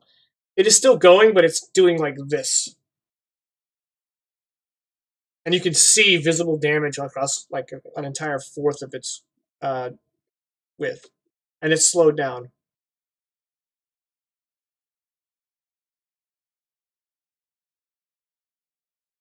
Does anyone else want to do it? I don't want to like just keep going at it if anyone else wants to do anything. I think this is your moment. I can open a window and throw a scalpel at it. Okay. You can fire your rockets at it with a heavy weapons check, or you can try to do another strafe. Since now you're trying to catch up to it, you're going to get penalties on the piloting check. I mean, guess what? Guess what I have in heavy weapons? 0. Okay, so you're going to try for another strafe. All right. Well, since you're trying to catch up with it now, I'm going to give you a -2 step penalty.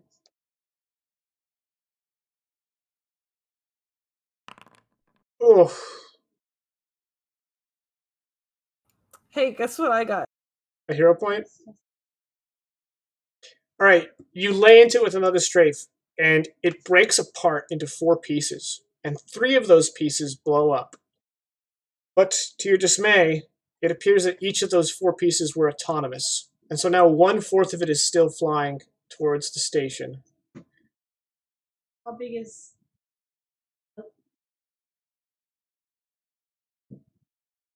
She's trying to say something.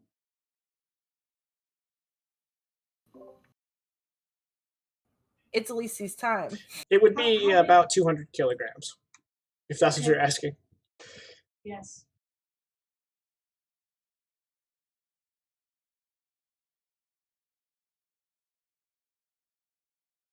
Okay, now it's working. No, it's not. Can you hear me? Nope. I mean, you're getting picked up on my mic, so the audience can hear you.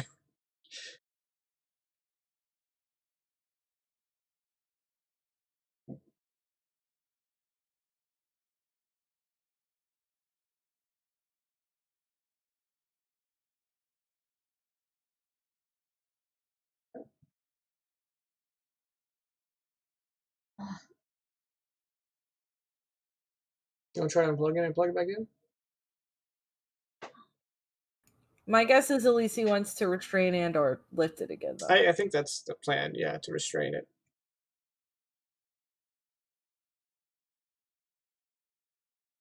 Do, do, do, do, do, do, do. You want to go ahead and make the roll? Yes. Okay.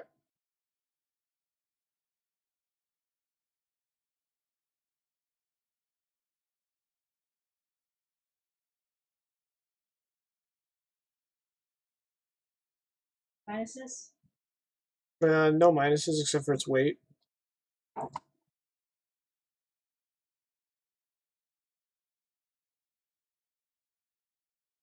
Which would be -1.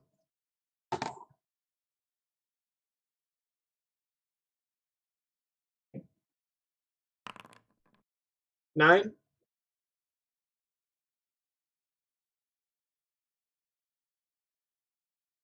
Okay. What level of success matters? Average? Okay. So average, you reduce its speed by half, which means that Caddy can do another run. Now with only a -1 instead of a -2. High post, you catch up to it, you lay into it with your chain lasers, and you destroy it. I had the one selected. You still can't hear you. But she did highlight. Hang up. Yeah, she was highlighting before, and nothing's coming out. Highway to the danger zone. So nothing? Still nothing. Okay, well, while Alinea works on that technical difficulty, Danger zone. you post, you hear from Obite, the gunboats are away. They're jumping into hyperspace. There's a handful of crew left behind, and they're hoping we can pick them up, Captain. Define a handful? Less than a dozen? Does less than a dozen fit on the shuttle? Like, they don't have to fit for long because I just need to get them back to the Androla, but I don't think they would. The shuttle is petite. Let me pull it up its specifications. I was having problems with my push to talk. Well, you're back. Yeah. I keep selecting control and certain keys, but they keep doing dumb things to my PDF document. In this case, it's just zooming in and out.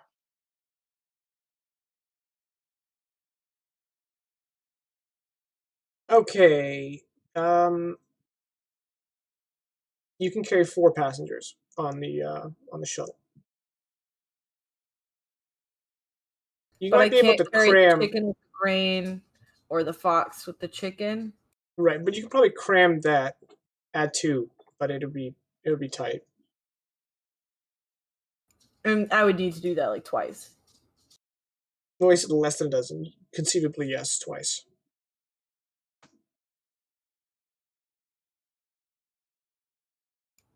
What is roughly the distance between the station and the Androla? Oh gosh, probably about 1.5 You AU. my guy. Yeah, 1.5 AU? yeah. Jesus. That's Remember, that's a trek. yeah. Remember, you guys travel at sub-hyper, so you're like in between hyperspace and normal space. So you travel quite quickly. Right, but that's still less than the speed of light, right? No, it's probably greater than the speed of light.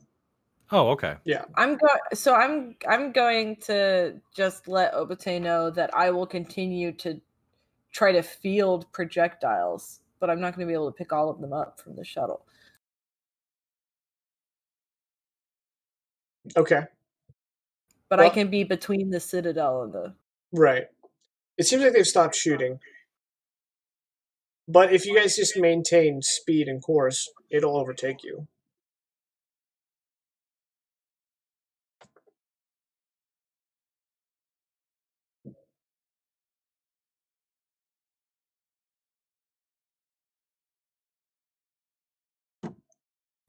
Anyone have ideas?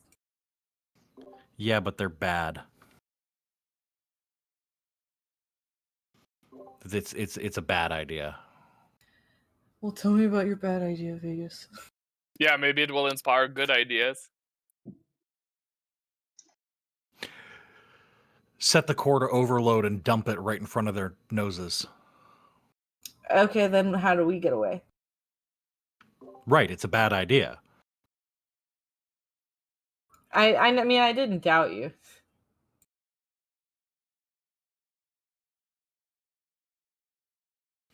So our weapons are. We know that they're effective against whatever torps they're using, but we can only assume that because they're barely effective against that, we're not going to be supremely effective against the ship itself. And you Yeah. know, it outsizes us by a factor of about 30,000.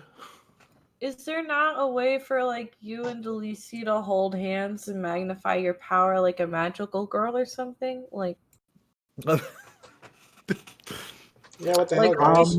sends out a purple beam, and then Irene sends out a blue beam, and like through the power of friendship and like love. I am here for it, but I'm going to go out on a limb and say that when Jakin was designing psionics in this homebrew setting, Magical Girl probably wasn't on the list of inspirations, but I could be wrong. So. I mean, Okay, so I just did the math.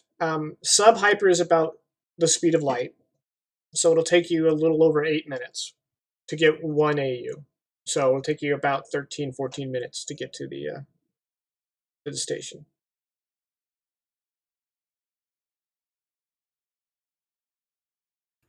well, I'm closer to the station than the larger ship is, so correct. At this point, yeah. But the Androla will be overtaken by the Citadel class ship. Both of you. Well, the Citadel class ship is moving much faster than your sub hyper speeds. In fact, it's probably moving at least 2 sub hyper. No, 2 times sub hyper.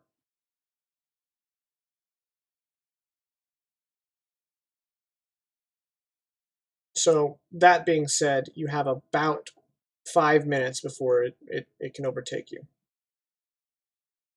So we're not reaching the station before it reaches us. Right, but currently, Like, do something. yeah, it is still headed for you. Yes.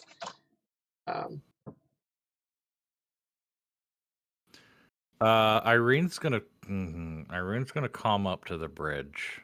Okay. Obate? Yep.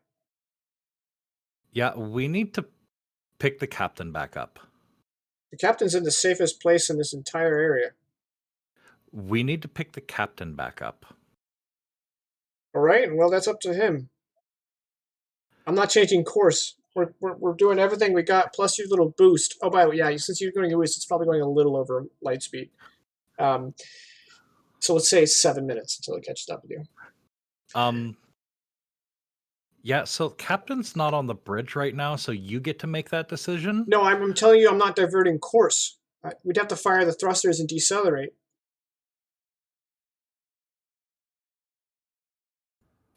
Irene, you can get back in contact with me. Yeah, I mean, it's an open channel, so you could probably hear this. No, Irene specifically only calmed the bridge. Oh, yeah, oh no. Uh-oh, I must have calculated something wrong. Engines are overheating. Irene! God damn it. Rojango, set a course to rendezvous with the shuttle as fast as Albitian possible. Hey, are there any more missiles, or do I need to head back? Captain, Irene is insistent you return to the ship. She's cut power to her engines. Oh. Classic Irene. All right, I'll head back up. Don't, like, divert course or anything like that. That'd be silly. Oh, you heard the captain, Helm. Irene, can we have power to the engines back? I'm working on it. I don't know what happened. Okay, high powers to you, Doc. It's now 4 minutes till it overtakes you. Elise? What's going on? Actually, I'm going to type to you, Elise. Ooh, sneaky, sneaky. No, I'm Yeah. typing it public, but I'm typing it, Yeah, so yeah. you guys can keep talking. Yeah, we're not gonna beat it there. I can't make the ship go that fast. Obviously. Obite calls the captain on a direct line. Captain, I don't know what else to do but abandon ship. Yeah, it's.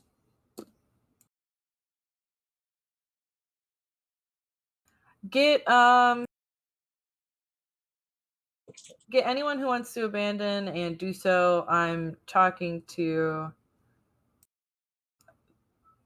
Irene about potential ways to make use of the ship once members of the crew have evacuated. Okay. Irene is A message goes over the intercom that says, research team to the escape pods. Research team to the escape pods. Did our astronav go out and no one told me? Set a course and leave.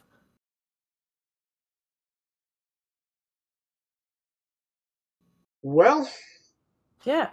here's the thing about engaging hyperspace engines. We can do that.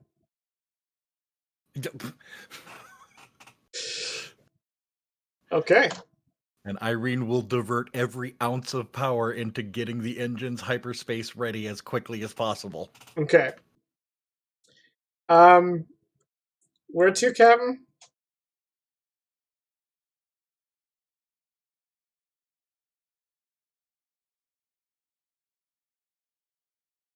Well, Hypo's is thinking that over. Well, we have.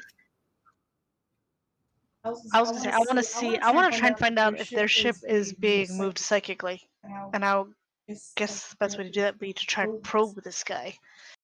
You're going to try to probe him. Now I have to look at his stat block. Pretty sure he doesn't like that.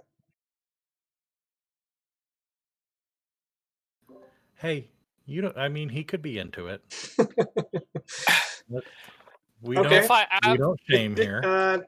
Probing is opposed, correct?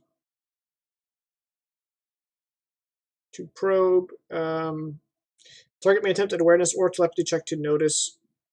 You can expend side to cover your track. Okay, if your target is on guard, the probe attempt becomes an opposed skill check. Since you already made contact with him, he's going to be on guard. Do I still have doses of that serum I made to improve psionics? Sure. Alicia, are you willing? Yeah. I stab her with a dose. Okay, and that was what? +3 to I believe +3, yeah. psychic fatigue checks? Okay. Yes. And then you have the +1 for the Srigal. And +1 because it's my specialty.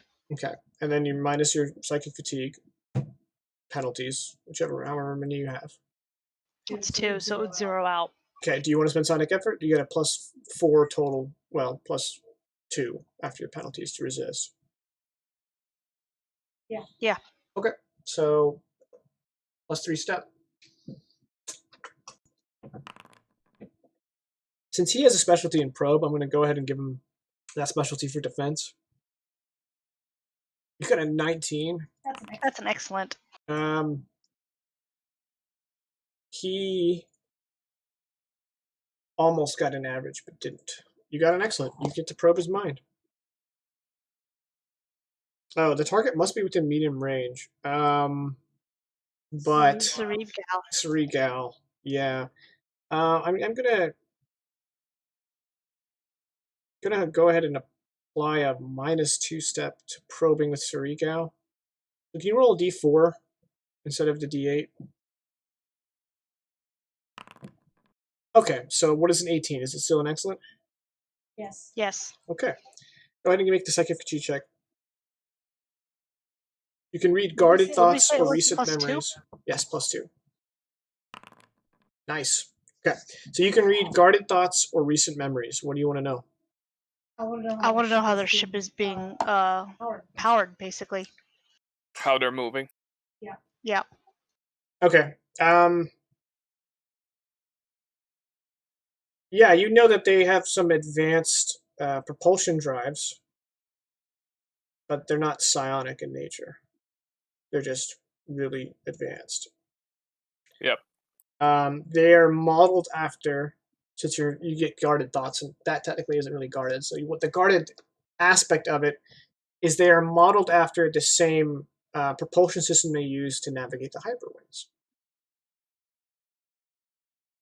which allow them to move faster in sub-hyper.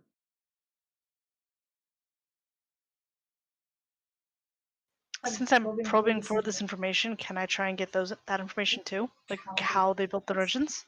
You have to give me another check. Remember that it is not the +2. So if you spend psionic effort, you'll have a +1 step. And he has a +1 step to resist. That's an average. That's an average. He negates it.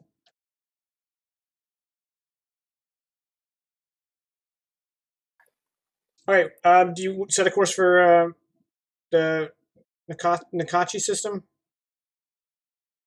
Or do you want to go somewhere else? I mean, actually, that's the only hyperspace route you are safe on, right? From the black hole is to Nakachi.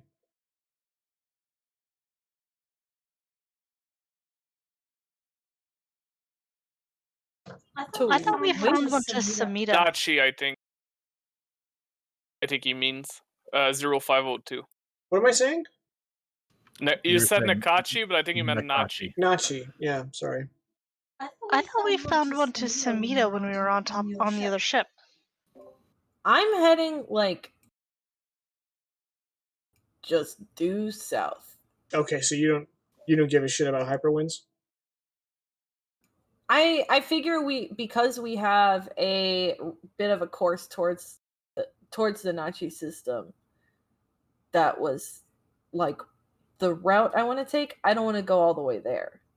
Is the thing. I don't want to lead it into the system. Okay, that's fair. So you want to set a course for like 0403? Yeah. Okay. So when you fly an uncharted course,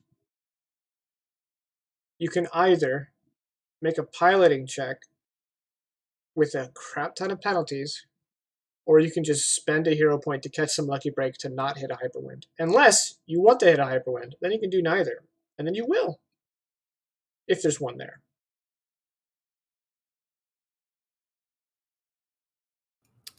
I don't get any step bonuses to piloting. Right.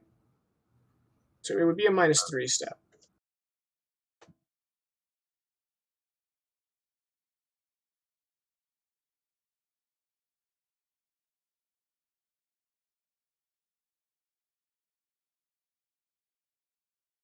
It feels worth the point. Okay, so you spend a hero point. Yep, you drop out of hyperspace at in 0403 in the middle of nowhere. Tumbleweeds. Space tumbleweeds. Just how I Hey, like it. tumbleweeds.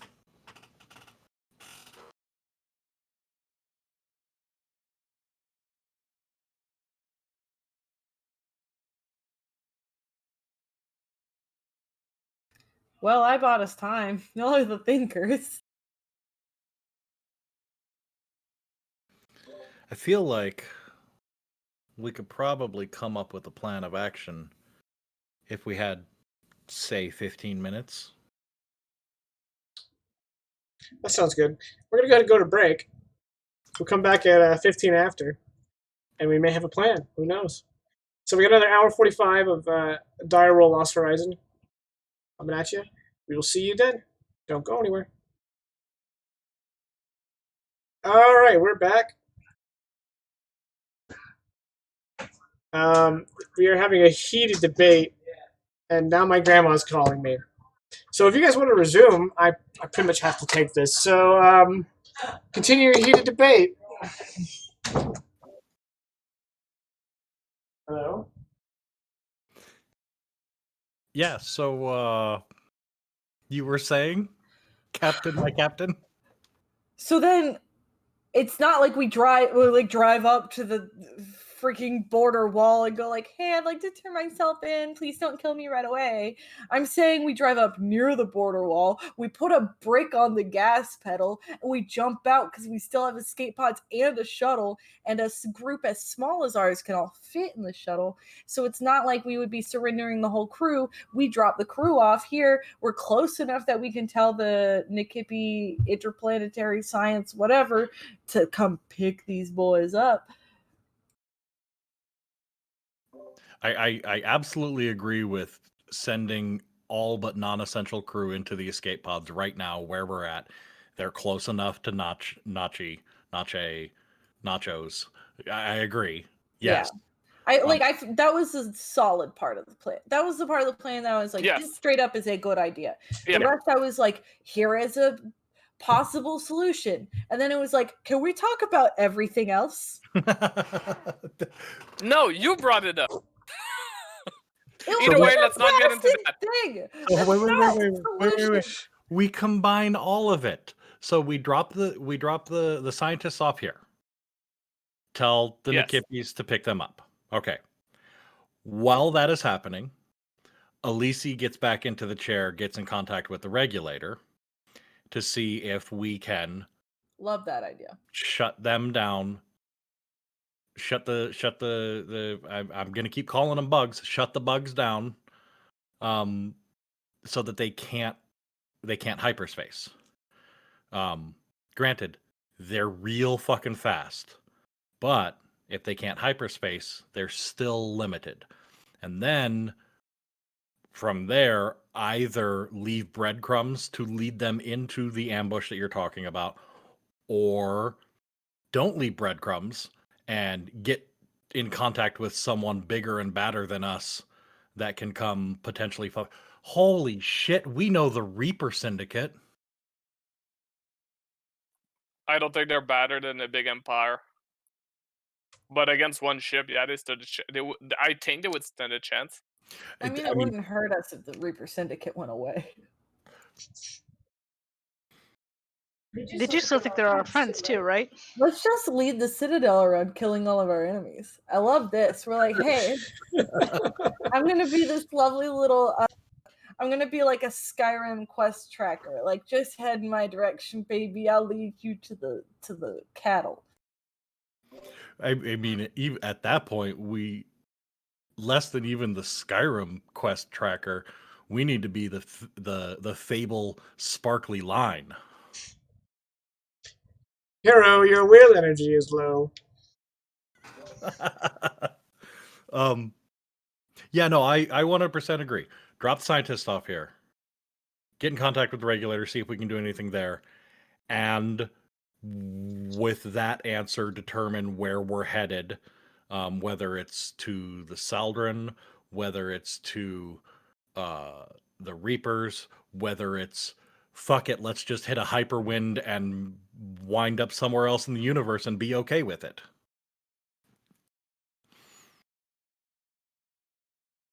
But yes, leading them into an ambush, absolutely on board with that. Let's start with packing non-essential crew. Before we do that, Chicken? Yep. Crest League military. How's that looking? Bigger than a Kippy, smaller than the Saltrosi Empire. personally, after fighting the Saldrasi Empire, I would love to pit the Saldrasi Empire against these guys.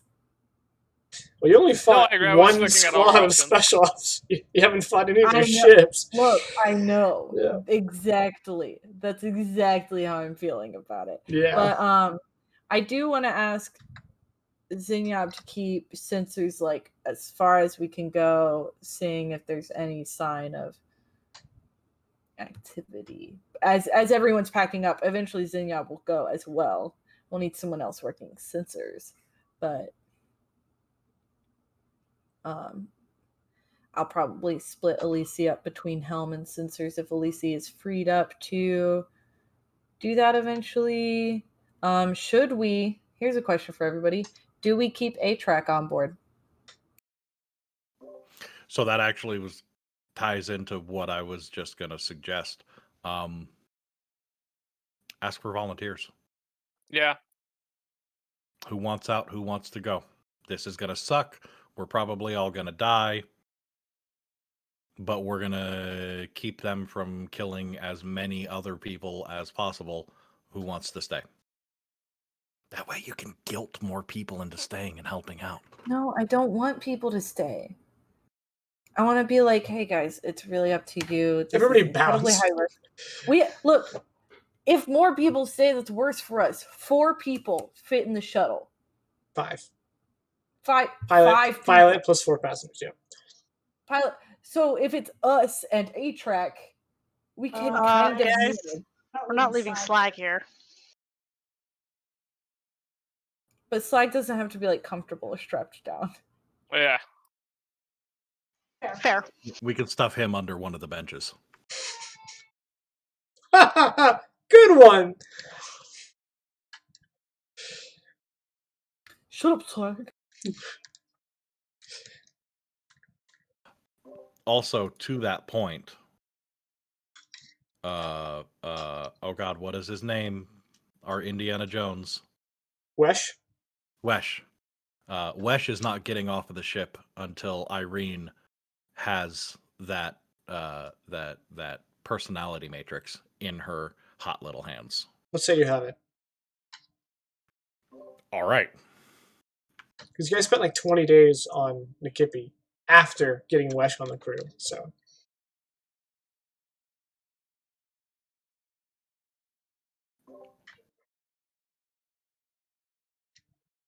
So, I mean... Oh, since he's a fish person, he's Findiana Jones. Why did it take me this long to get that? And campaign wrap. We're done. That's it. We keep...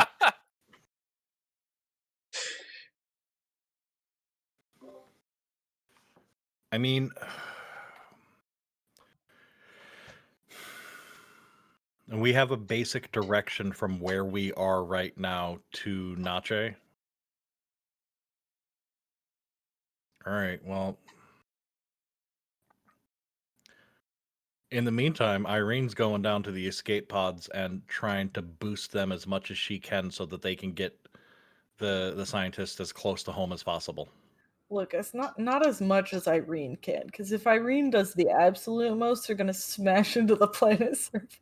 Well, what you guys can do is you can deploy those escape pods with a buoy that'll just send a hyperspace message to Nikipi and be like, "Hey, come pick us up, please."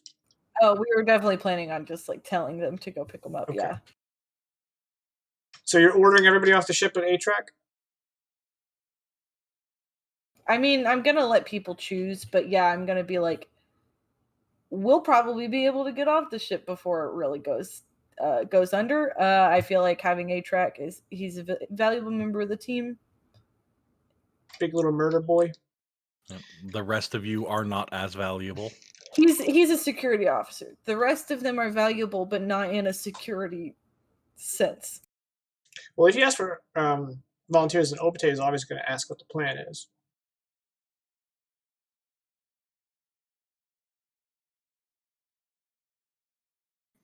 There definitely is one. No, it's gonna sound a lot worse than it is why I'm kind of like, I don't really want to ask people to stay because it is much more dangerous to stay. I think it'll be better if we send y'all back to Nikipi, if only to have a capable team warning people that this is happening. Like, if we all go down, then nobody knows that this is out there. Okay, Captain. I'll take everybody in escape pods. Your team in A-Track will stay aboard. Hell yeah, you listen to me. That's out of character. But I really hope to meet you again. Yeah, next time, drinks are on you. Okay, everybody, to the escape pods. A-Track hoists his Gauss rifle. Delighted. I am glad you chose to keep me along. Me too, A-Track. Love this boy. I'm gonna go ahead and start rolling slag or whatever the hell I do to get him into the area. Into the escape pod, or? No, because we're gonna just stuff him under a seat in the shuttle. Okay, in the shuttle, okay. Okay. With a dramatic swell of music and an exterior shot, we see as the escape pods launch.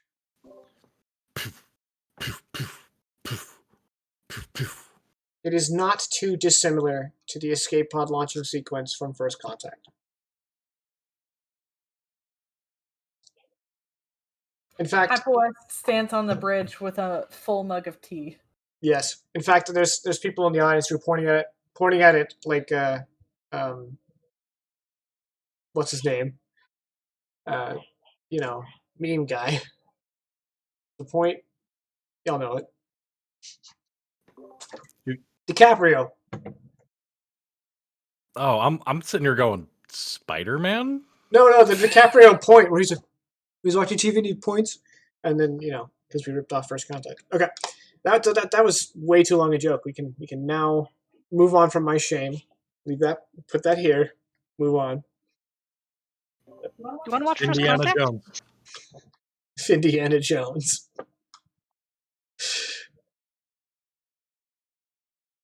Okay, so it's just the four of you and A-Track. The accidental DMPC. Did Zinyob see anything on the sensors before he left? I mean, you guys are at 0403, right? No. Man, we ain't found shit. He's got the little comb, he's got the big comb. Couldn't find anything. All right, let's get you back into the chair then.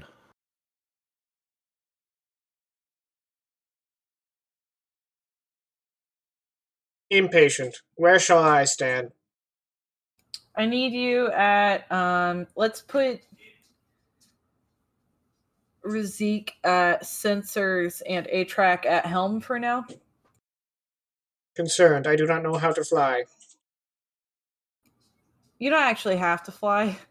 I'll control everything. I just need you to sit somewhere. It's just falling with style. Can I take the appropriate time to access pantomiming subroutines so I can look busy? Yeah, go ahead.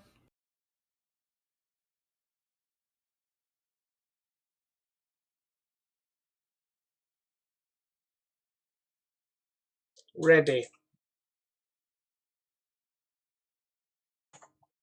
Me at work.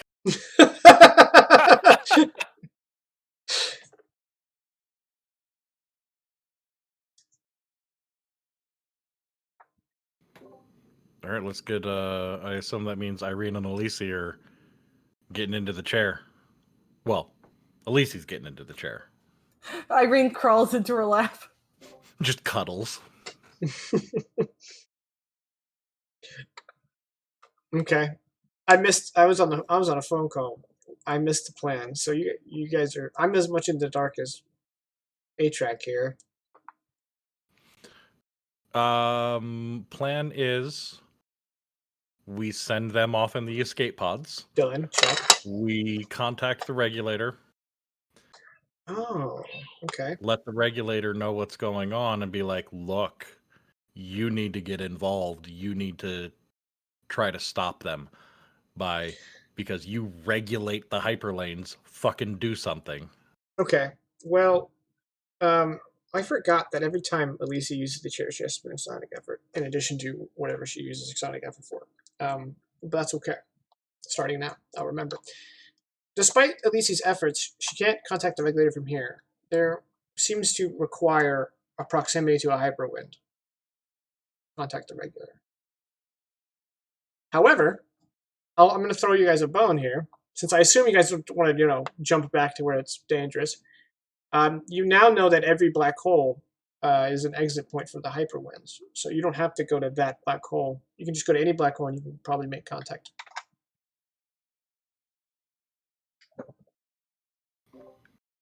But that's the closest one, and I hate you. Well, there's IL07-0. Yipses or GTFO? Well, I mean, That's our black hole.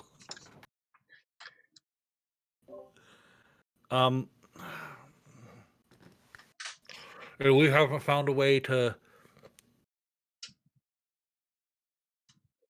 on like long range scanners, sensors, whatever. We haven't found a way to detect identify hyperwinds. hyperwinds. Not yet, no.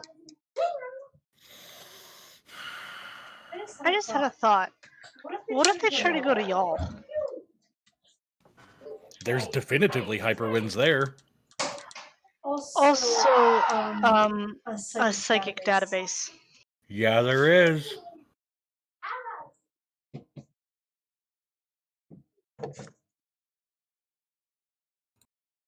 That sounds like a plan.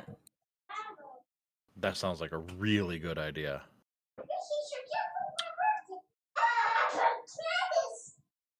You guys want to go to We're y'all? going to y'all. Okay, you set a course for y'all. Y'all squared. It'll take a while to get to y'all. Are you guys going to just plot an uncharted course, or are you going to navigate through the wild cluster?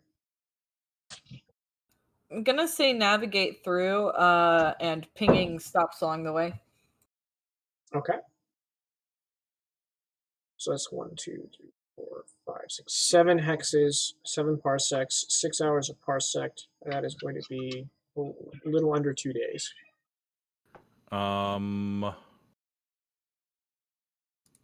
Normally, I as a player would like ping the DM privately on something like this, but I'm gonna say it out in front of all the other players, even though it's something that Irene is not sharing with any of the other characters. Irene wants to hide a message within our pinging along the way. Okay, what message would you like to hide? She's sending a message to home. Oh, damn it. Get over here. Take a drink every time Vegas plays a rogue. I'm not playing a rogue! But she's drinking. Damn it. If you give me a minute, I'll go get a beer.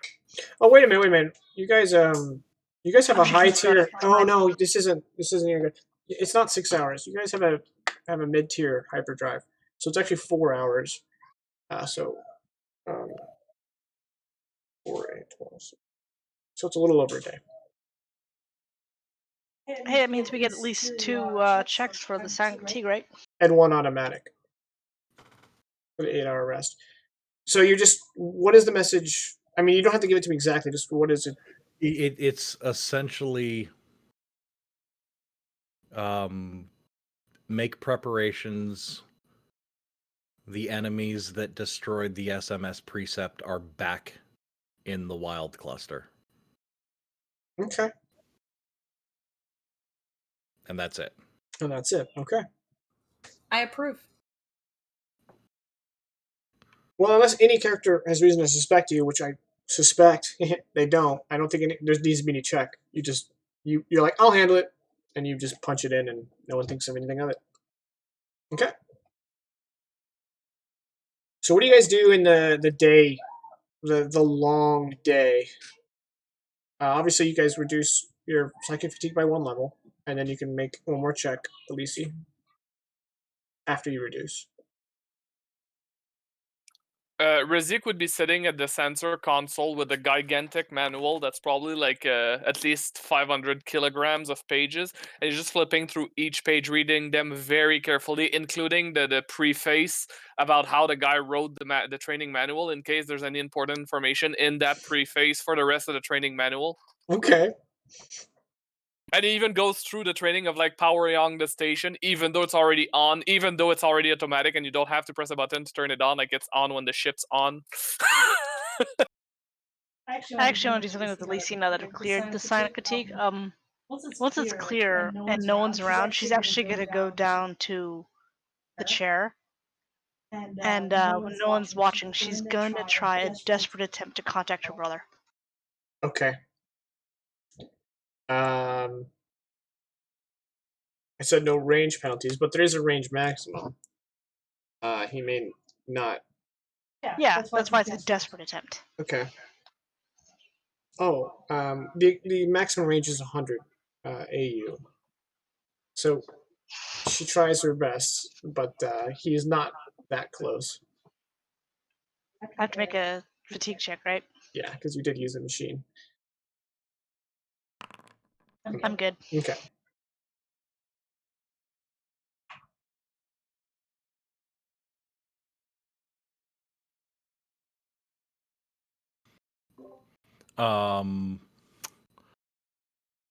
Irene's gonna make herself busy with like even the most minute bits of My light wound maintenance. is gone, right?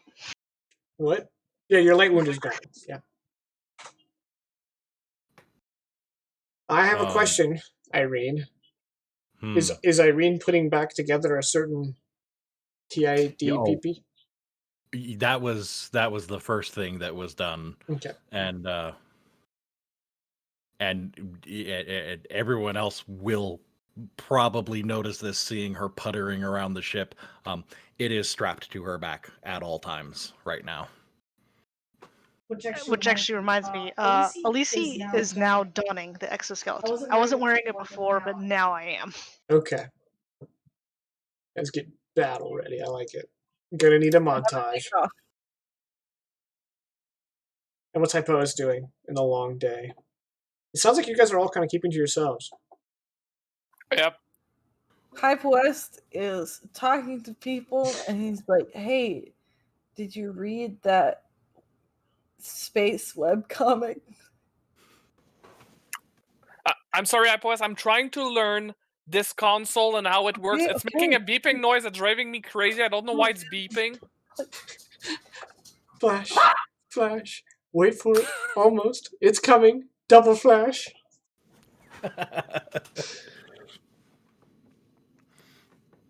Normally I get the sweeps and the creeps. But something is jamming me, sir. No, Hype West is being like almost aggressively cheerful. This is gonna be great. Irene is being aggressively introverted because she doesn't want to admit that her trying to be cautious was probably the wrong way to go with all of this, and she was the one forcing them to leave those people behind at the station. Does Hypo try to strike up a conversation with A-Track at any time point? Oh, hell yeah. Okay. So Hypos is talking at A-Track for a minute or two or three, and then finally A-Track like just turns its head, its robotic rectangular head, and it says, "Interrogative, would you like to hear a joke?" Yes, very much so. Pleased. Why did the sim droid cross the road at the inopportune and suboptimal moment? Haha, why? Giddy. Because the ignorant meatbag told him to. Do you understand the joke? It is because you are so dumb. Ha! Ha ha! Ha ha ha! Ha.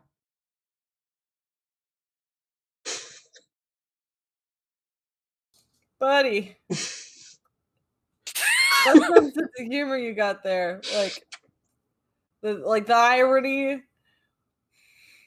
and the sarcasm, because it's like you've been programmed not to mean it. It's good. And like, I was leave him alone. Flustered. What do you mean irony as you're walking away? Good one. Annoyed. It was not supposed to be funny for him.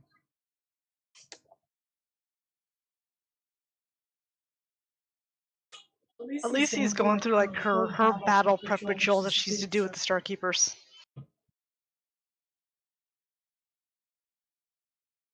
Okay. Assuming Vegas is with us. You guys are going to emerge out of hyperspace back at the planet y'all. And you're all on the bridge. Alright, are you hitting the helm now, Hypoist? Okay. Atrax is kind of standing in the back. And after a quick scan, you see it. The Citadel ship in orbit of y'all.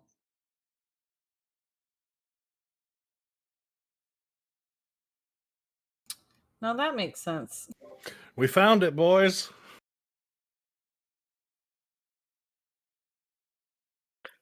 Well, then if it's not chasing us, we're chasing them. We're winning.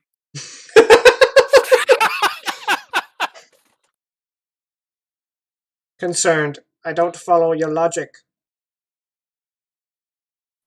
I think I'm just having a nervous breakdown. It's fine. I'm a doctor.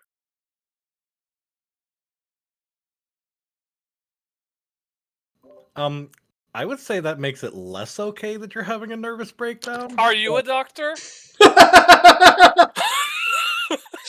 Actually, yes. Show me your license. And Irene will pull out her doctorate in quantum engineering Yeah. ID. That has nothing to do with mental health. Interrogative. You carry that with you. Well, I mean, yeah. Yeah, we all do. We all have our licenses on us at all times.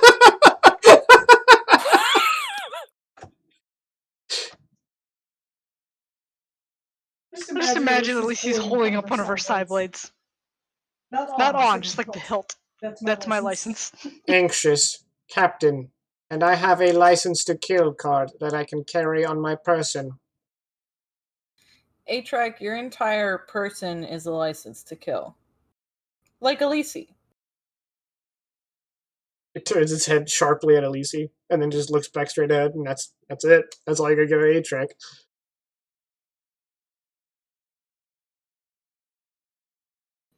So what do we do? Yeah, not precisely what we had anticipated, but does that change what we were doing at all? Who's on the sensors? Technically me. Give me a computer check. Can I just succeed? Do you have a hero point? I probably will roll first, but it would probably end up being a hero point. Computer, a good old 0. Let's do this.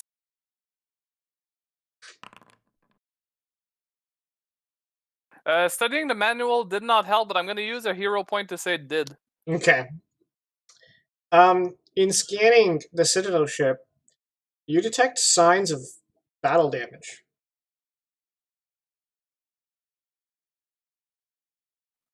I make the same face as Vegas right now, and I tell that to the crew.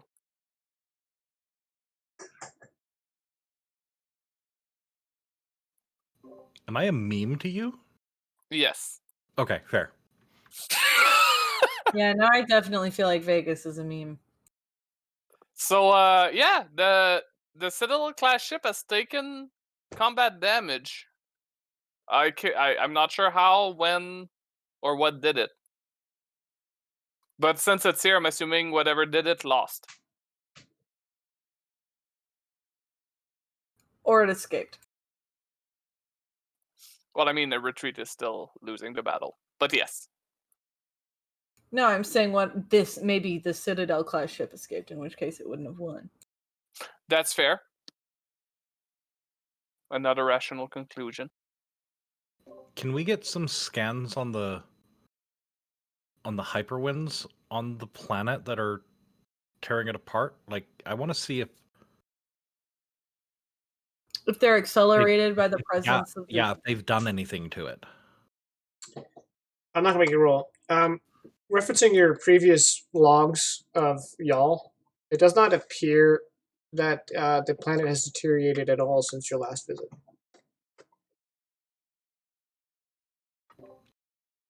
All right, so the hyperwinds are still acting, as far as we can tell, within expected parameters. I'm probably gonna shoot myself in the foot, but I'm gonna try to use the sensor console to see if they have any shuttles on the planet. If the Citadel class ship has shuttles on the planet. All right, give me a computer check with the +1 step. 15. Hey, studying the manual actually helped. That's an average. That's an average. Yeah, it appears one of those spires, smaller than the missile, but wider. So shorter but wider, I should say. It does appear landed at the compound, the ruin where you encountered the muse. I relayed that the crew. So captain and everyone else, obviously, they landed what seems to be a small team at the compound that we already visited.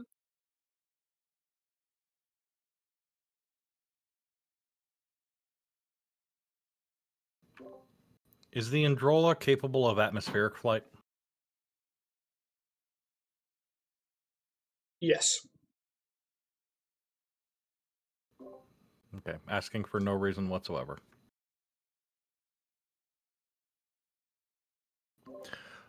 Well, I mean, have they pinged us yet? Have they noticed us? It doesn't seem like it. Would that be your previous would that interactions be with the Citadel ship? You weren't able to detect any sensor locks or any of that nature, but it hasn't moved course since you dropped out.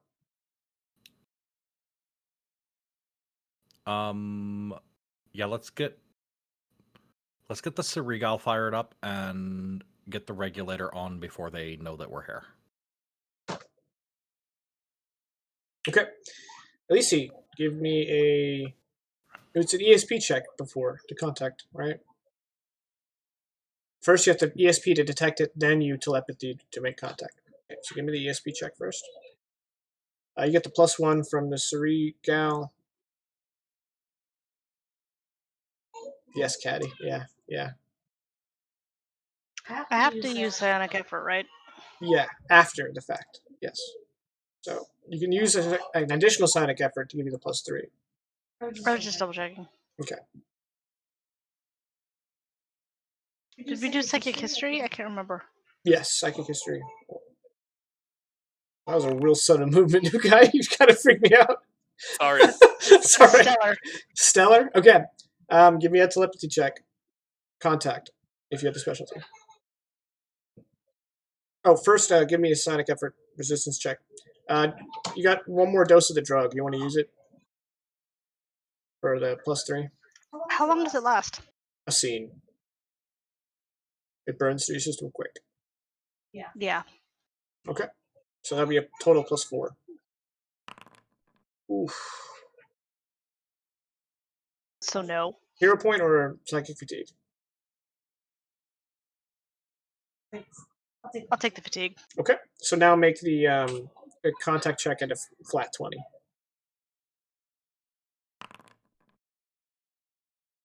13. That's an average. That's an average. Okay. Once again, you find your mind like transcending your body and entering into this kind of like ethereal space where all you can visualize is a top-down view of the Milky Way galaxy with all these, what you now realize are hyperwind routes going through. And Did we ever set up the monitor so they can see what I see? no. Yeah, that would be. In fact, I think I'm going to go ahead and give you this for free. That would probably require some kind of cyberware. Okay, so once again, you hear the voice. Welcome. I am the regulator. You have access to the hyperlane network.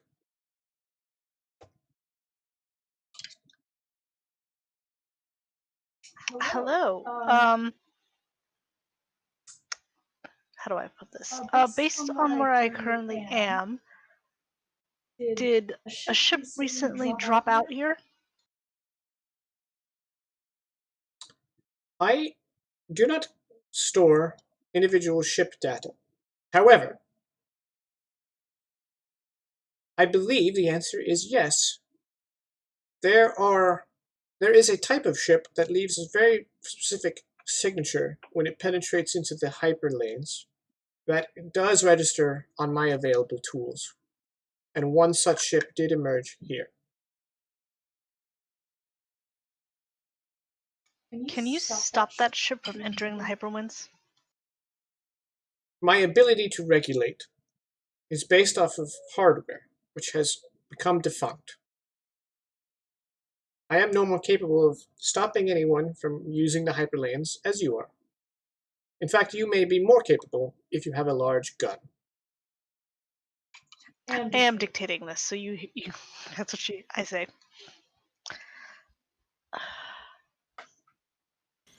Get bigger guns. Okay.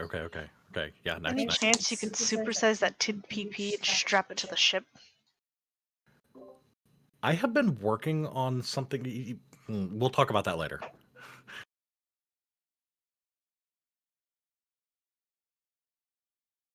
Okay, well, we can't stop it from traveling the hyperwinds.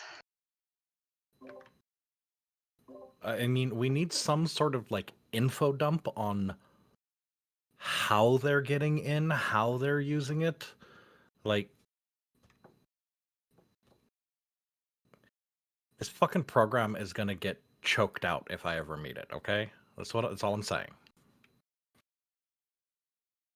Do you have any information on how they managed to access the hyperwinds in the first place?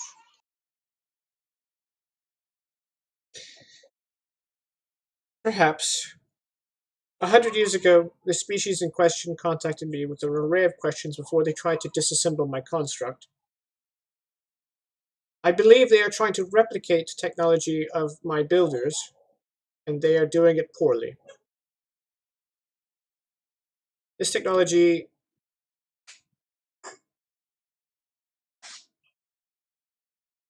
I am not programmed with its specifications nor its function. Simply put, it is a rudder within the hyperlanes, allowing it to steer.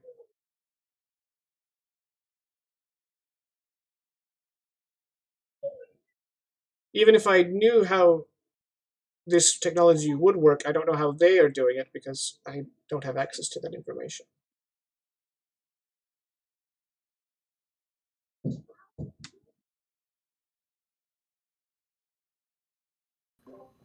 Does the regulator know the functions of any of the outposts along the hyperlanes?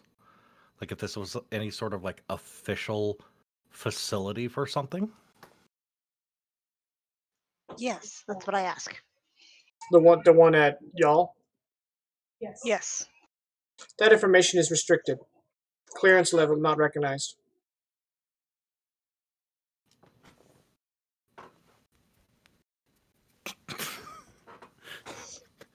How do I hack this? Wait. Interesting. I don't understand why I didn't detect this. Never mind, you do have clearance. The friggin' password! I was about to say, I was about to actually try and transmit that in character, so yep. Okay. Let me pull up my notes here. This facility is used by the Muharabi Al Riyah as a staging ground.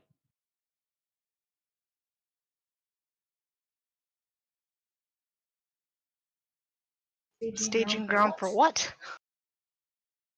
Covert operations.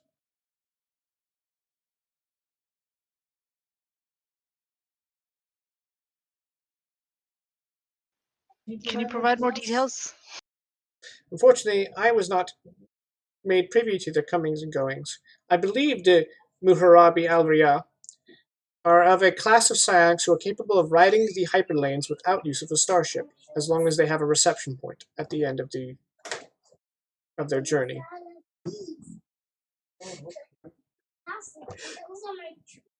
Hey, are those playable? What? That actually sounds familiar. I feel like we heard a little bit about them last time we were here. We heard about them. They could teleport across space?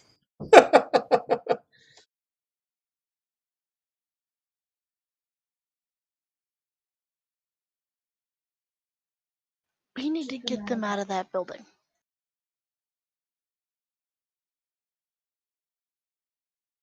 Thousands of years of solitude perhaps have enabled me to speak more candidly. Your psychic signature accessed me a few days ago, and you were intercepted by an unknown, unauthorized species.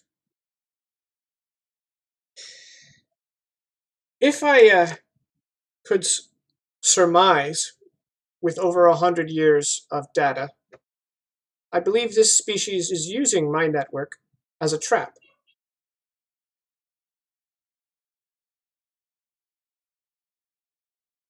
To catch psionics? Yes, invariably, whenever a psionic accesses the network, that species intercepts the psionic psychic link and then pursues the origin point.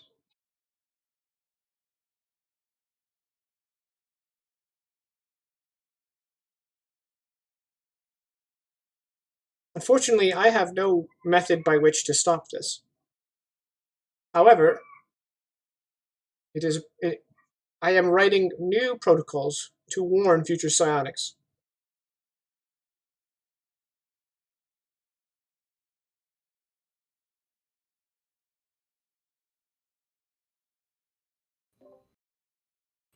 She keeps saying that her hardware is malfunctioning and needs to be repaired before the hyperlanes can be fully accessed. But she can't tell us how to fix it because she doesn't know. Where even is this hardware? Exactly. I thought I asked that last time, and I thought it was on Earth. Oh, Earth, yeah. I No, think that it was where specifically Luna. the information. Yeah, and she was where it was programmed. built on Luna. Yeah. Yes. Is there a physical interface point to the hardware that needs to be repaired within this sector? And by sector, I mean fire expanse. You do not possess the appropriate clearance for that information. Even with my password?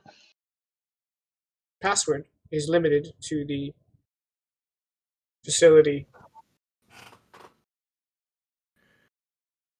Okay, rewrite a protocol then, you dumb bitch. You told us you wanted us to fix you. You gotta tell us where to fix you.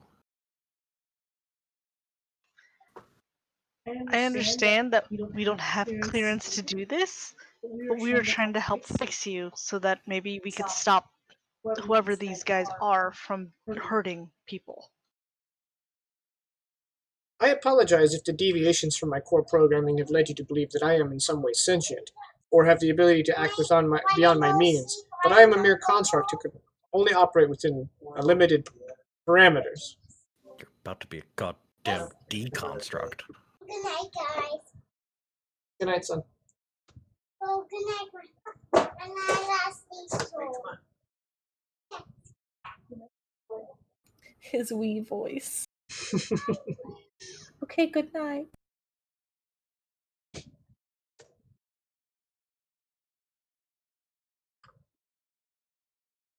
It's only sweet when he's not shrieking like a banshee.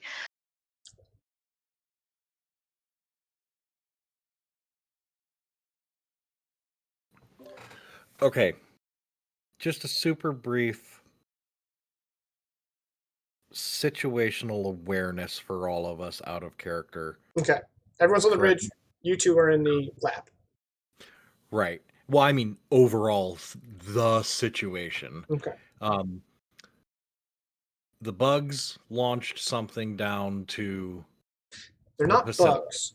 I know, but I'm going to Okay. keep calling them bugs because tropes are amazing for a reason. Well, there are actual bugs. That would be even a worse problem. Oh, well, the lesser bugs. They probably These won't be introduced this campaign. We knock on should wood. like make up a name for these guys, but like a funny one. I mean, they have a name. The Bobs. We should ask them. No, they're not gonna. No. We're not gonna use the name they use. That would be disrespectful of their culture. But like if they're the So basically, you're going to call them your equivalent of calling them we Kraut. can call them the Clendicdicks or something. It's been long. Wait, we could ask them how they call themselves and then appropriate it. There you go. That will show them. Yeah. Like we do to Native Americans, yeah. Yeah. Okay, so the assholes sent someone down to the facility.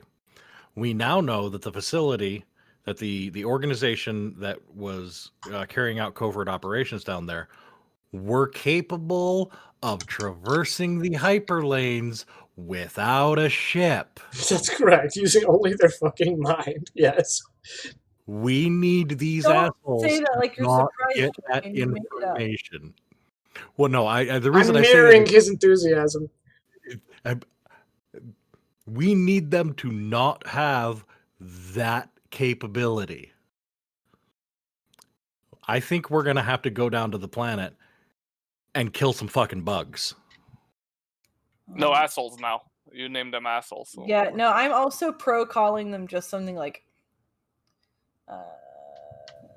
bollocks. Or if we don't want to get too vulgar, like just something like calling them an appendix, because it's like, do you need it? No.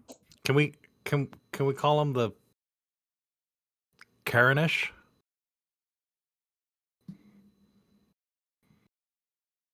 Karenish? I like it. Okay, Karenish. Oh. And I also lost these. Indiana Jones. Indiana Jones. Really proud of that. You're making fun of that. No, it's good. Fucking hate it. So the regulator is surprisingly fucking useless. Surprising no one. So I assume you're done with the regulator. We can move on. If I'm honest, you've pretty much exhausted the information he's going to be able to give you. But fortunately, we did find where the Karenish went. So they're here, and we know specifically where they are here. Fuck them. Let's get down there and fuck them up. I like this idea. There's direct action. You know, there's you're not stuck in an armchair philosophizing about it. I can actually do something. If they destroy the planet, it's already a planet that was going to get destroyed anyway. They're not going to destroy the planet. We're going to defeat them. We're going to stop them. No, we're going to defeat them, obviously. But if, you know.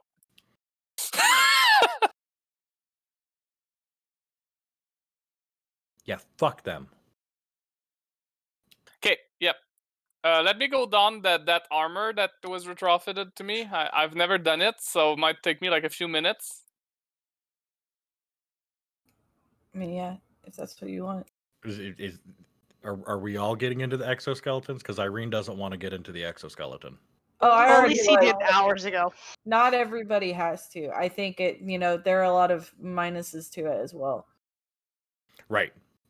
And she ain't about that life. What's the physical and energy on the exoskeleton? I'm trying to find the page. 5 and 4. 5 physical, 4 energy. So nobody's touching me.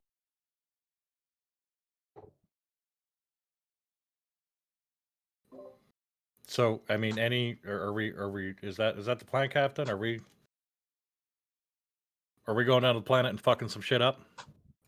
West is like mid loading in the mag batteries for his like high powered laser rifle. Like what? We also have extra laser pistols and high powered laser pistols. Yeah, I'm gonna replace my laser pistol with the high powered laser pistol and just put it in my discreet holster. You can take the shuttle down? Yeah, we can fit everyone, and maybe we can like pop off some shots on our way down. Are we leaving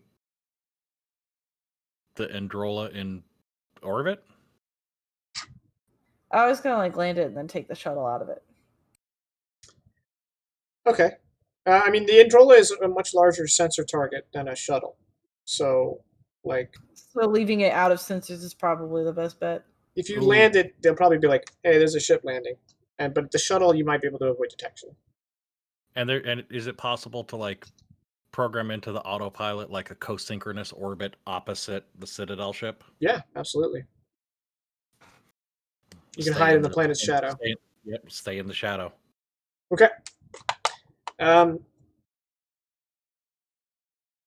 So you guys get off the shuttle on familiar ground. You head into that kind of oppressive hallway, eventually leading into the entrance. And when you do, it goes down. I don't like it when he says it that way. Standing on a raised platform directly in front of you is a being similar to the one that Elise encountered. However, this one is a bit hunched. It has less armor on it, and it is wearing a helmet that covers everything but its mouth and the nostrils of its nose, which are actually flat against its face. And it sneers as it draws a pistol and shouts something in, you assume, its native tongue, and roll initiative.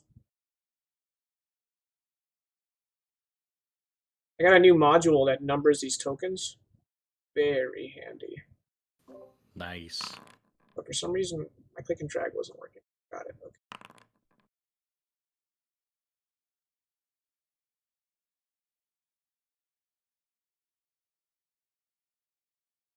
Okay. Okay. A-track. Let me click on A-track so I can. Oh wow, A-track.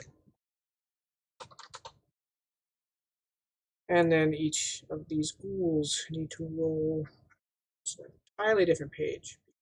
Fuck me, that's why.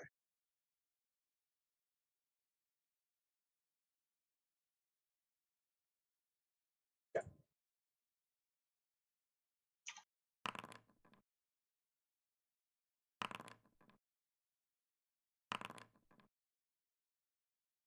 Looks like you guys caught them with their pants down. Oh, one of them succeeded. All right, what do we got here? Excellent, excellent. Fail, fail. Yep. Okay. And then A-Trek got an excellent, and they all failed with one success. So who got an excellent? Hypois and Elise? Okay, looks like Hypois is going to go first. Congrats. Followed by A-Track. Followed by Elise. Followed by Ghoul 5. And then all the people that failed. So the highest Ghoul got a 9. Rizzy got a 2 and Irene got a 4. Fuck. Okay. So Ghoul 1. Starting with Ghoul 1 is when I need to add an impulse, so remind me. And then Ghoul 2. That's convenient. And then you got a 4 and 2, right? Correct.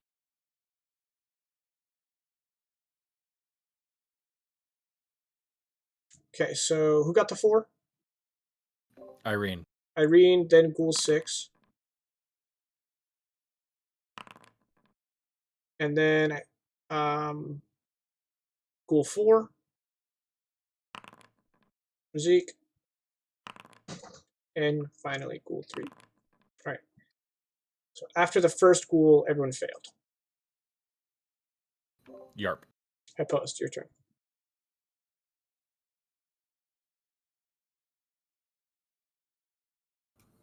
So, squares are 2 meters. I need to move.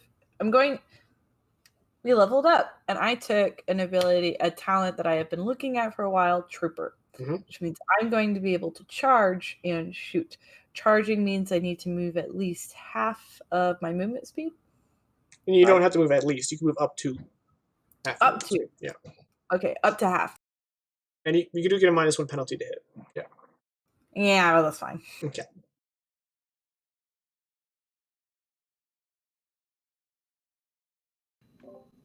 Jake and Foundry chat.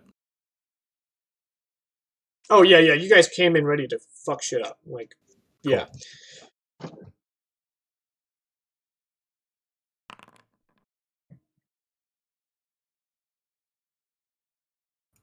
So that's not quite a stellar, but it is an excellent. Okay, that's with the -1 for the charge? Yeah. Okay, and you're shooting Ghoul 2? Yes, with my high-powered laser pistol. Okay. Or not pistol, rifle. So it's a speed of 6, including the charge impulse. Hold up, I need a pen. Thanks. What's that? You said a speed of 12 energy AP3. Oh, that's really high. Wow. Okay? That's a serious wound. Okay, so we got. Yeah, I was just one short of stellar. Bummer. And that was to Clopsy. I did it. And that was to number 2. And you did that. Okay.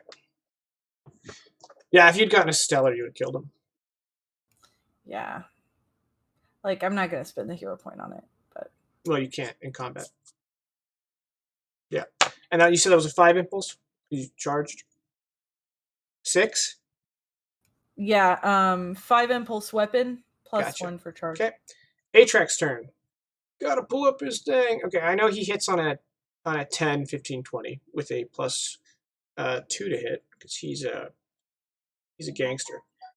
He's gonna shoot at the same guy. So he's dead. I think that's safe to say.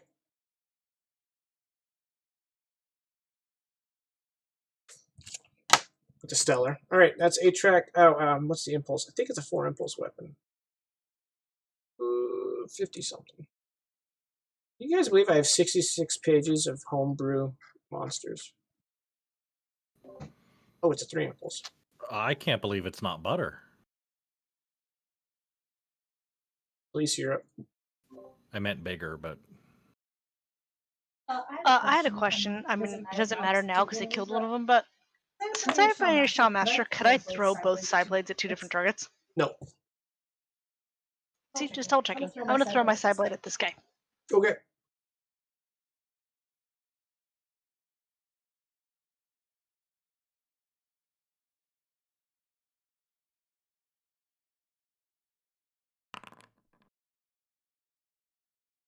That's a stellar. Oh, poor bastard. Which one is it? Ghoul 4?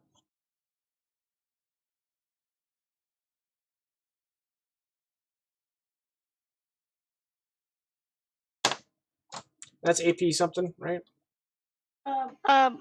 Tech superiority, so I'm not sure if it counts here. Yeah, it counts. Okay. You said stellar? Yes. Yes. Lat. And then I call it back. Okay. Well, I was like, these guys might be too tough. I'll only throw 6 of them at him. And then 2 are dead before he even get to act. Ghoul 5. Okay. 2 meter adjust. And then he's going to shoot at Elise because he doesn't have a clean shot on a high post.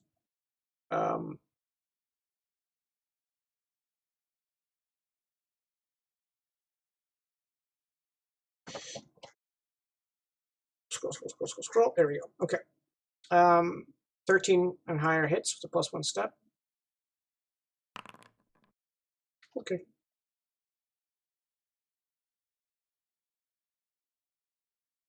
Oh, and now we're in the people that failed. Okay.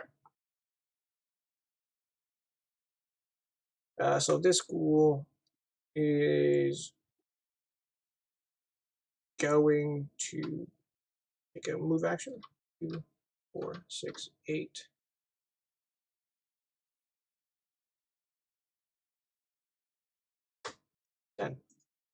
Oh wait, he has a melee weapon as well as a ranged weapon, and he only moved 10, so he's going to charge and attack with his discos. 13 to hit. He gets an additional +1 because you're within 2 meters. You're adjacent to another one of his buddies, so he missed. Okay, that's a 4 impulse action. Oh, that's a 5 impulse action. Which ghoul was that? Ghoul 1.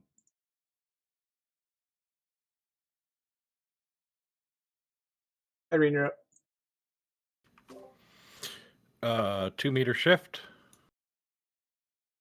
And that one that just tried to shoot, attack Hypoist. Yeah, I should describe a discos. The discos kind of looks like a tuning fork with a spinning razor blade.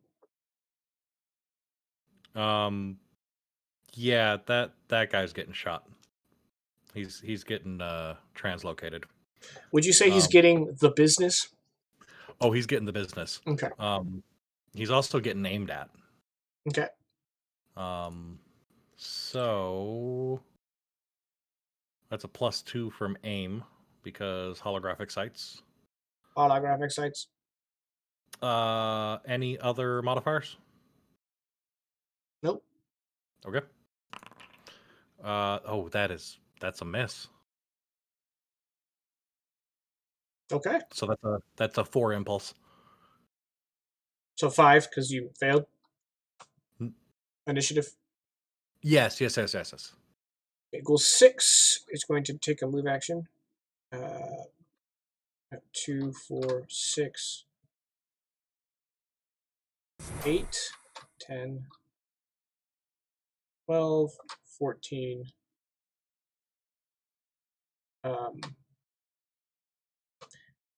Okay, so he's right here. He's kind of snug up against the wall, right? So he has cover, basically, is what I'm trying to say. Rizik, you're up. I'm glad to see we're back on these maps. Yeah. I want to shoot this goal. I do like these maps. Which ghoul? Sorry? The one north of Hypoist. Ghoul 1, got it. Is he dodging? Nope. So that's a +2 step to hit. Yeah, but you're shooting through friendlies, so he's going to get -1 cover. You're shooting through people. Okay, I'm going to aim for a total of +2. Okay.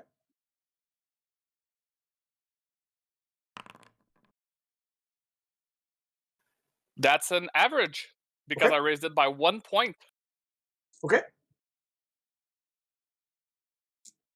Now give me a second because I'm not sure if this includes edit. Yes, it includes the +3 for close damage. Swing. 8 physical. Okay, these guys are wearing polymer mail armor, which has 4 physical armor, so they can take 4 damage, which is a light wound. And that was against Ghoul 1. Yes, and that was a 4 impulse action. Okay, so 5 because you failed the initiative. Sure. Because you're supposed to be on turn 2, but it takes too much time. It's okay, you hate me, it's fine. 2.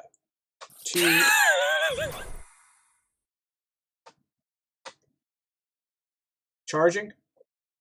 Gets a +1 because you're adjacent to friendlies. And they finally hit. They did it! They did it! Okay, he did a average hit. This has AP3, and it'll be this +3 AP3. 6 AP3 physical. So 1. No, wait. AP3. AP3. Yeah. So 4. 4. So it's a Alright. light wound.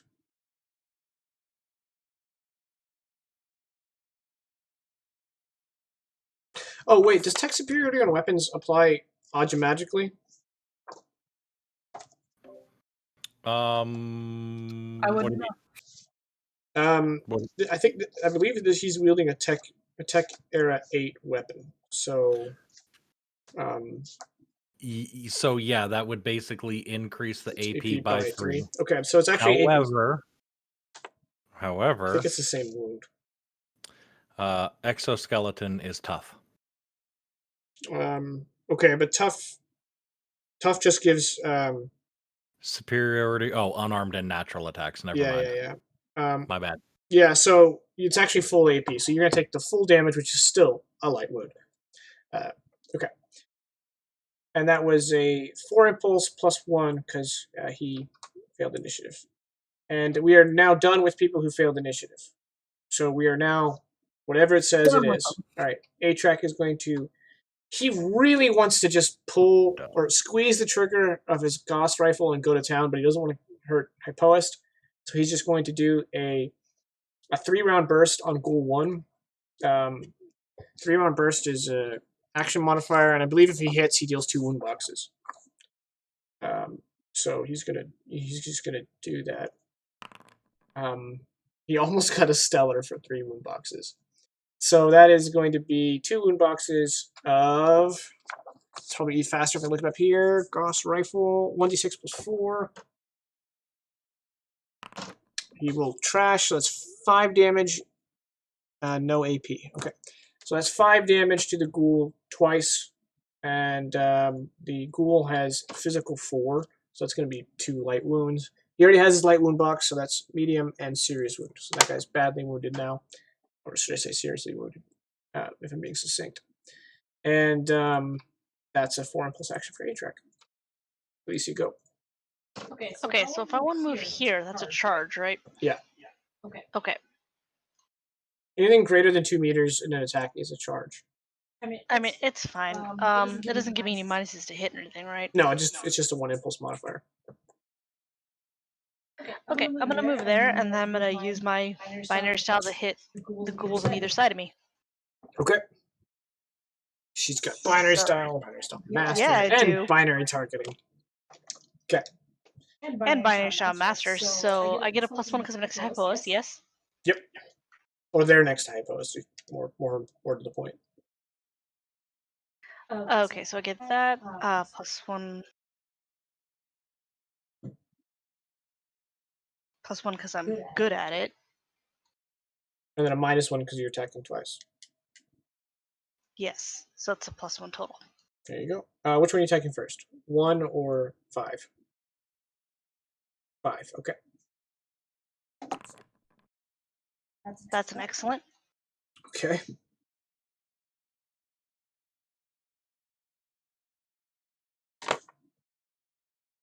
It's a dead ghoul.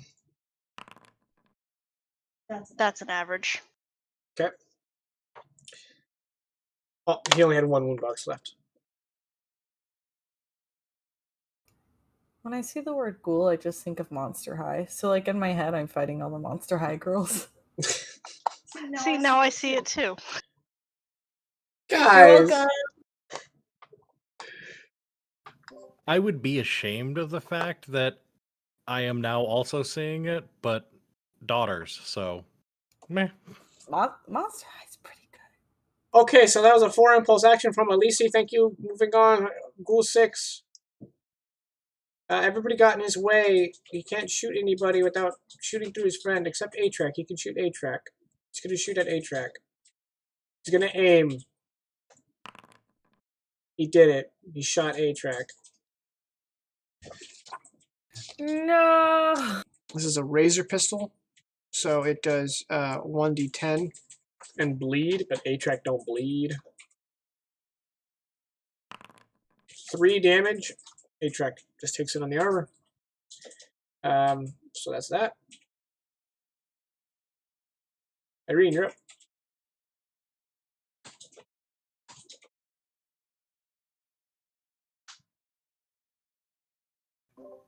2-meter shift.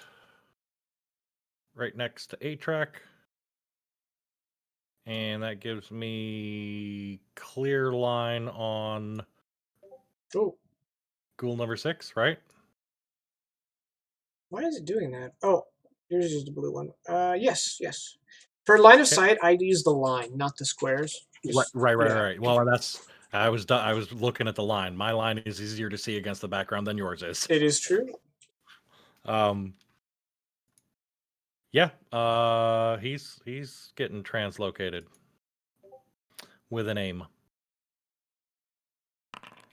Oh, that's a hit. But that's a good night. It's only excellent. Why you don't bother? That's 13 AP3 tech superiority, irradiate. Man, I missed the TID VP. Oh, it's good to have her back. 4 impulses. Razik.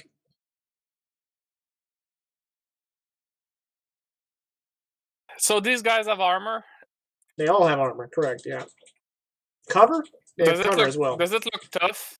It's polymer mail, so it's not as good as vacuum armor, but better than any other kind of armor.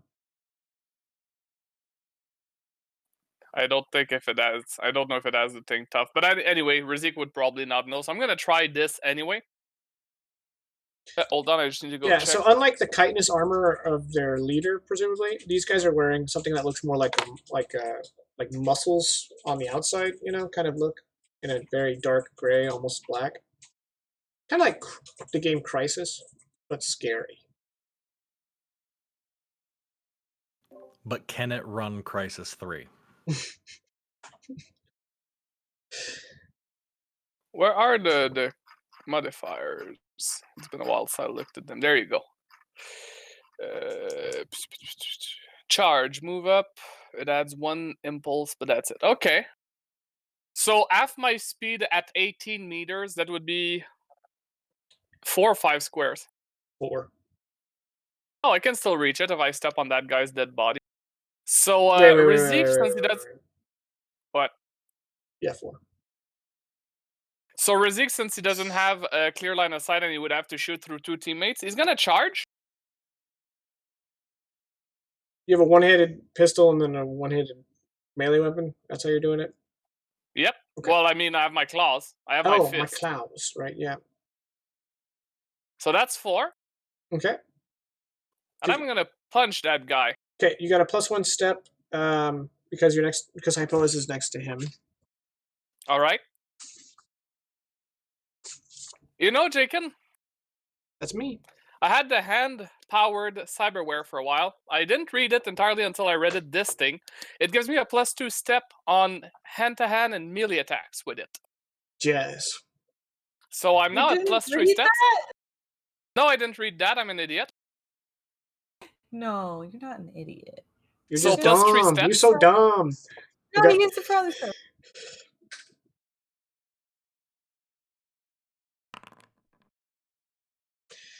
I'll go out on a limb and say that's a pretty good roll. Yeah, it's a stellar. Now the thing, though, is that I just need to edit my macro to include the new +3 because of the armor. So 11 physical damage twice. Twice. Well, he would be dead if he didn't have armor. So he's got 4, so that's 7 twice. So that's a moderate and a serious. Okay. Seriously wounded. That was 4 impulse? Yes. All right, his turn. Oh boy. Gosh, he's just not looking great, is he? He's gonna take a step back and shoot at Hypost with his oh good. With his razor gun. Oh. Okay. He missed. He missed with that, but he was supposed to have a -1, not a +1. So that was actually a 6. And he's going to evade. I post, you're up. So it's funny because when he was close up, I wouldn't get my +2. It would just be a flat roll. Now he stepped away. What an idiot. Delightful. So yeah, I'm gonna shoot at him.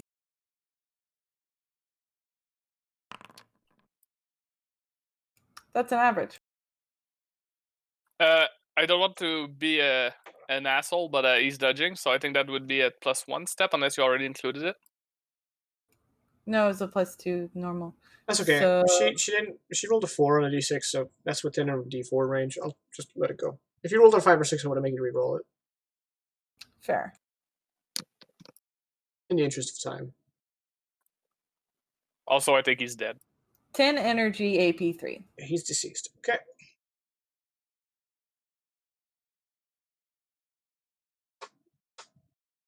Woo!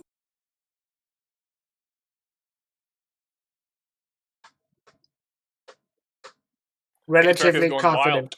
We are clear.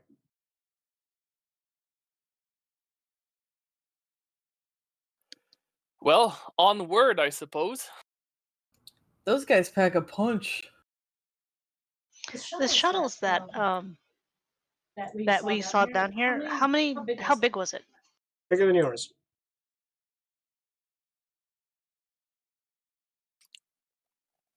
By the way, I just had a very passing thought that I think I should share with the group. Yeah. If we kill everyone in this station, we have a shuttle of the enemy ship. Oh, I was absolutely thinking that. Oh, yeah. So we can go on board and fuck shit up. Pillage. Oh, wait, you mean we go on board the Citadel class ship? I was thinking about just taking it and reincorporating its engines into ours so we could travel the hyperwinds. That's what I was thinking, but then Razik was like, or we could go fuck shit up. It's like, oh, we could just be Where do you guys agents want to of go? chaos. Anyway, let's move. I want to head to the library. All in favor? Yar. Sure. Okay. You meet no resistance. I was hoping they'd run into those creatures that they warned us about last time. The psionic killing puppies? Yeah, the dogs.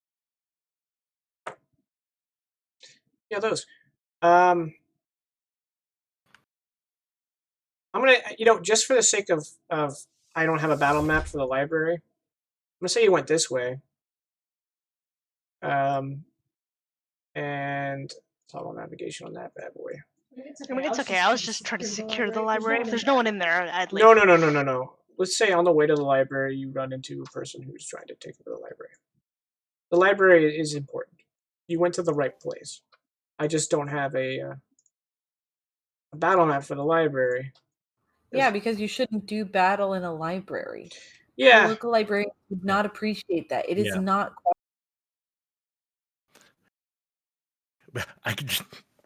I'm now imagining us doing battle in the library with Hypoist running in.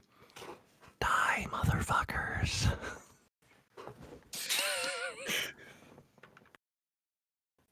Welcome to Dire Roll Lost Horizon, the ASMR combat session. Library ASMR.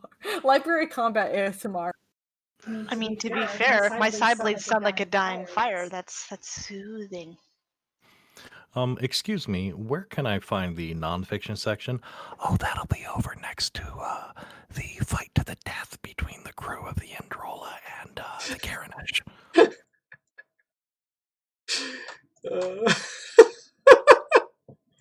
Yeah, that whole fight to the death. Remind me to do a YouTube video later.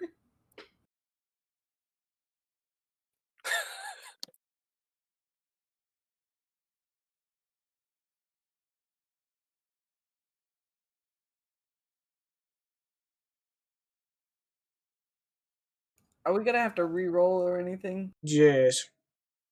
And we're probably not going to finish tonight. Just, setting our expectations. All right. Or we could roll Stellar again and kill them all really quickly. Sure. So you guys entered the Chamber of Rights. That kind of multi-level room, if you recall. Yeah, they were training, Mm-hmm. and that's where we figured out that the consoles were psionic. Yes. So on your way to the library, you run into another group of the Karanesh. However, these aren't the same what we're calling ghouls before. There's 4 of them, but there's a pair of individuals that are break from the mold. One is wearing. He appears to be the same species, but he's more upright, and he's wearing a vacuum armor with just these chitness kind of aesthetic to it. And he also has some implants on either side of his head that are pointing straight up like horns. And with him is what can only be described as a cyborg.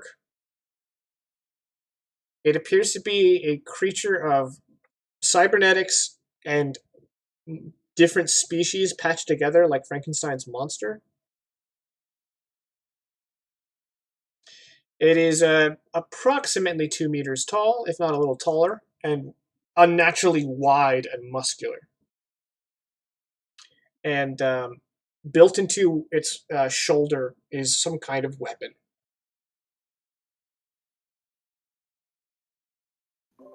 Well, And- guys, we fought well. We can just go home now. I was about to say, mounted to its shoulder is some kind of weapon, but Or painted built across into its chest. Painted across its chest is a big fucking target right now. Okay. So the one with implants, the horn implants in his head, turns and briefly, right just before things devolve into a shooting match, is going to attempt a telepathic communication with Elise.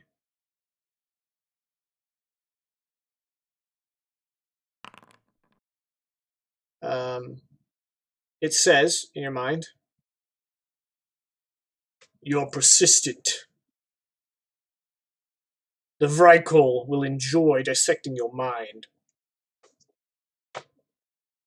Get in line, buddy. Right. Initiative. Oh, did I put you on the map? I did put you on the map. No, I didn't. Did you say Vrykul? I did? I hate you. No, they're the Karenish. No, he said the Vrykol, as in, like, there's one of them.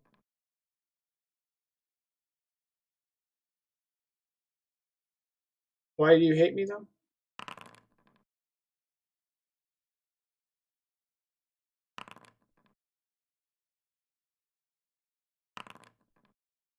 I'm confused. How come I have a 2-step bonus to my initiative? Are you a striker? Mind over body, maybe? I think I may have added something somewhere where I didn't mean to. Mind over body. Endurance, acrobatics and dodge. Yeah, there's nothing in here about initiative. That's weird. Maybe I just added that by accident at some point. Okay. And I hate you because Vrykul is very, very similar to something from another game that makes me want to run in terror. Oh, kind of like a ghoul?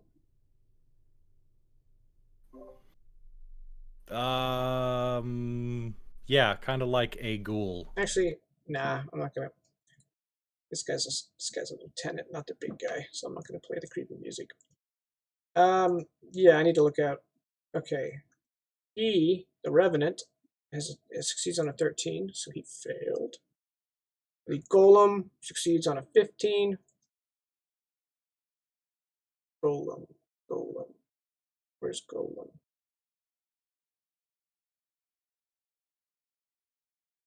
Did I roll for the Golem? You did not.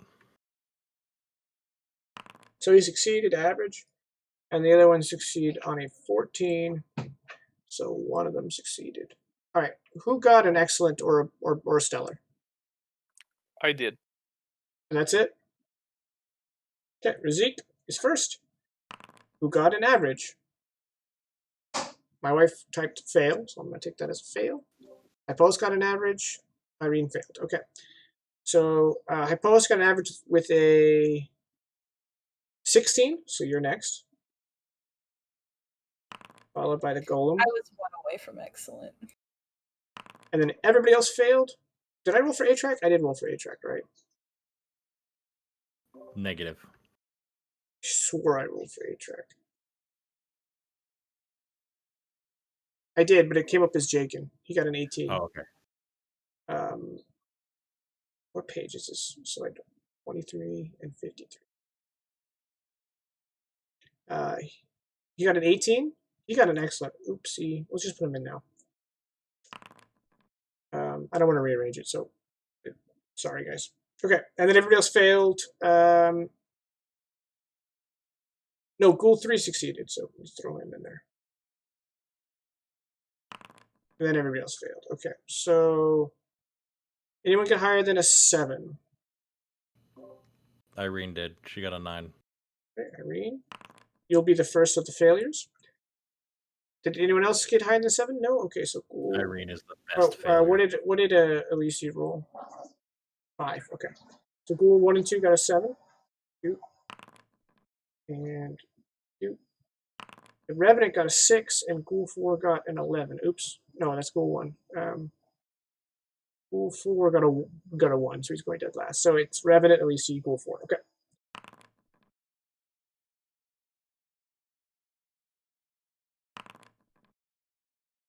And Ghoul 4. In combat. Razik, your turn. I don't suppose I can squeeze through anyone without causing them to lose an impulse. Like this little corn over there, I can't squeeze through. Yeah, you can. Sure, why not? Okay. So in that case, I'm gonna take a move action. I was about to say as long I as you can don't end move your a turn total. there. So yes. Okay. Okay, so 9 square. 1 being there.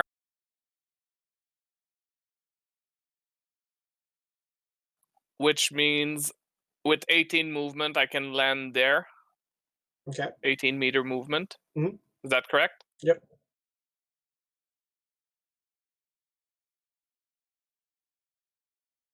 So I'm against the wall, kind of, using it as cover, and I'm gonna dodge. So that's a 2-3, I believe, total. Okay. Hypolis, you're up. I'm gonna go ahead and put the elevation here for these guys.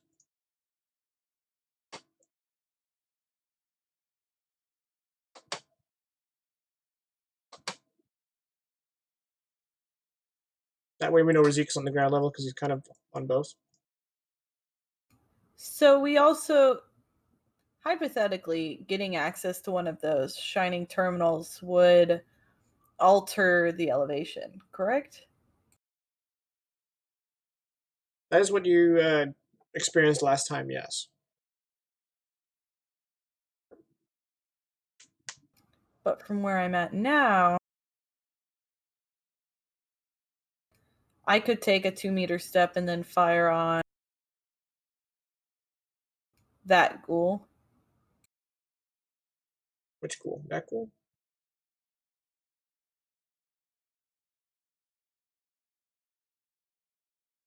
That ghoul? Well, any 2-meter step would still put you behind a friendly. So yes, you could, but with cover and at medium range. Actually, you don't have to take a 2-meter step. You could just do it from here. So it'd be a total of -2 penalties to shoot this ghoul.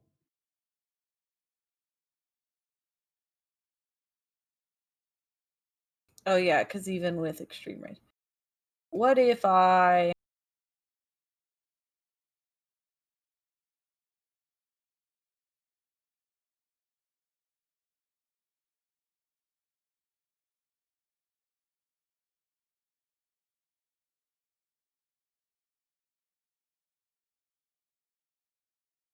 How close do I need to be for... 20 meters for close range.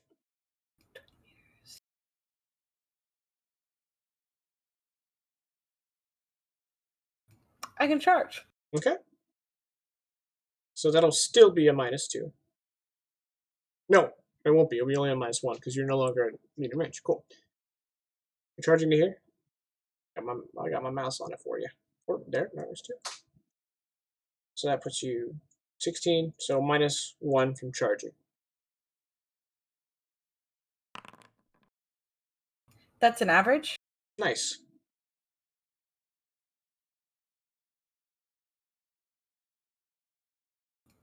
Five AP. energy AP3 is a light wound.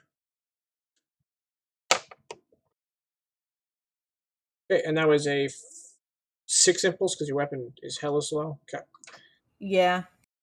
All right. The golem succeeded, and Atrax succeeded. Irene is the first failure. Okay. So Irene through Ghoul 4 are all fails. So the golem.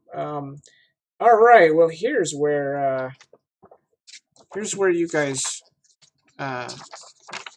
stop liking me, because that weapon in his shoulder, it is a Z missile launcher.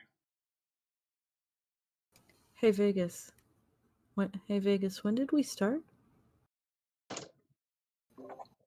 When did we start liking him? Yeah, when did we start liking him?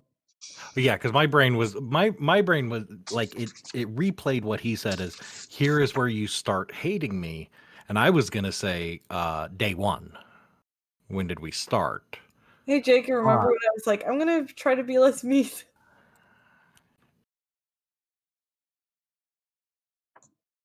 Okay, meanies.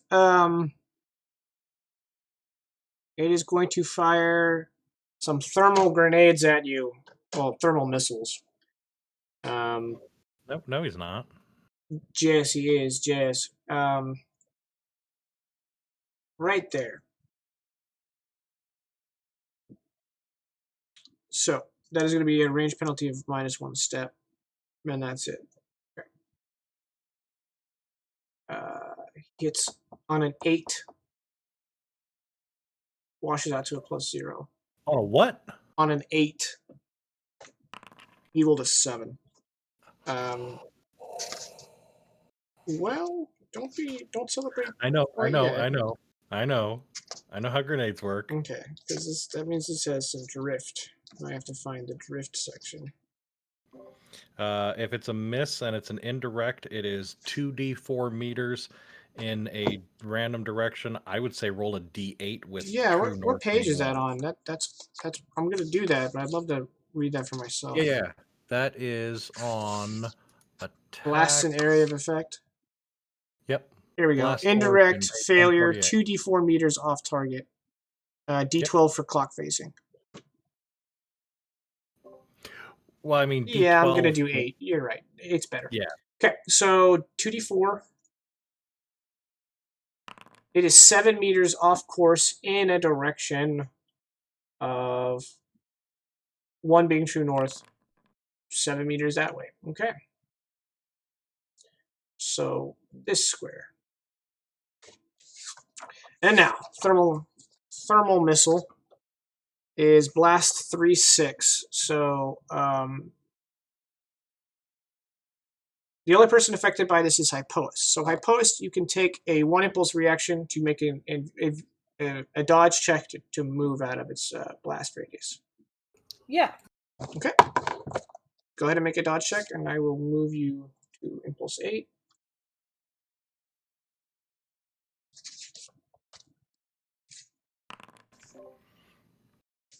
Also, remember that dodge is penalized by the armor.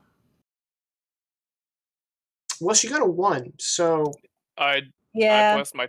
Yeah. Okay. So you're going to take the outer edge damage of the blast. I only have a -1 to dodge anyway, so it was like. Yeah. So that is going to be 1d8 plus 2 energy damage with ignite. So you take 4 energy damage, which I think you shrug off, but you may still catch fire. I think ignite is a dodge check. So give me another dodge check. And this time, remember your penalty. So, I just kind of noticed something interesting about a psychic. I have so many points in mind over body that I pretty much negate all of the minuses except for the endurance one, and even then I still only have a -1. So you got an 18? It's an excellent. Okay, so you're not on fire. Alright. That was the golem's turn. What is the speed of a Z missile launcher? 13. It's 3. That is some baby back bullshit. How is a powerful weapon like that only speed? Oh wait, never mind. All right. 2, 4, 6, 8, 10, 12. And then he's going to climb up. I'm sure he's got the athletics for it. So let's call that double movement. Is that 16, mag at least like 18, 20. And he's taking cover there. And so he is plus 4. Oh, actually, you know what? He's going to probably wouldn't have the maneuver. He wouldn't have the speed to get there. So I'm just going to call him there. But he's still in cover behind the staircase. Okay. And that was a 2 impulse movement for A-Track. Ghoul 3. Ghoul 3 can't see Razik at all. I think Ghoul 3 is going to shoot at high post. Yep, going to shoot at high post. Holy diver, I rolled max. That is a stellar success on the Razor Gun. So this is 1d10 plus 6 physical damage. AP3 because it is a Tech Era 8 weapon. So that's 16 AP3 physical. You're muted. I'm doing math on my fingers. Okay. I think that's a Do critical. you still have fingers? Because it's AP3, but I have physical armor of 5. So that'll be 2. So that'll be 14 damage, and 14 damage is a critical wound. Now, in case you forgot, you can spend hero points to reduce injury if you wish. I've got like one of those though. Okay. This is the one to do it on. I mean, the problem is I have like tons of other boxes. Jake, and you said that was a stellar success? Correct. So this is going to be 2 injuries. So that's 2 critical wounds. Critical wounds. Then that's a mortal wound. Yeah. Then I should use the hero point. Okay. Hero points. Not that far. Hero points. A little further than that. There we go. So this is a critical wound. It reverts it to a light wound. So take 2 light wounds. Yeah. That's beefy. Because I would have dropped you. And then give me a resilience check.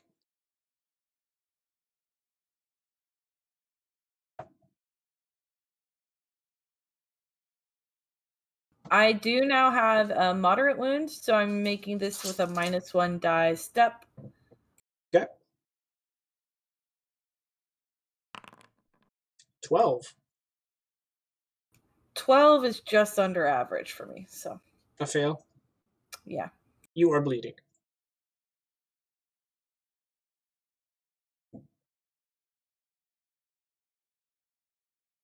Okay, and that was a 3 impulse action for the ghoul.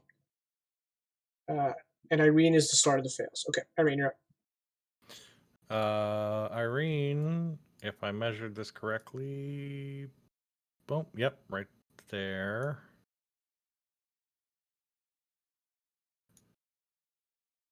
Move action to there. She is going to evade. So that's 4 total impulses. Oh, yeah. Okay, so you're on 5. Okay. Ghoul Uno is going to take a 2-step to take cover behind this post and then shoot down at high post. Wait. Oh, no, he just has a light wound. Okay. So that is a average hit for some amount of damage greater than 4, less than 4 million. This is a razor pistol. Oh, it is 4 physical damage AP. AP3.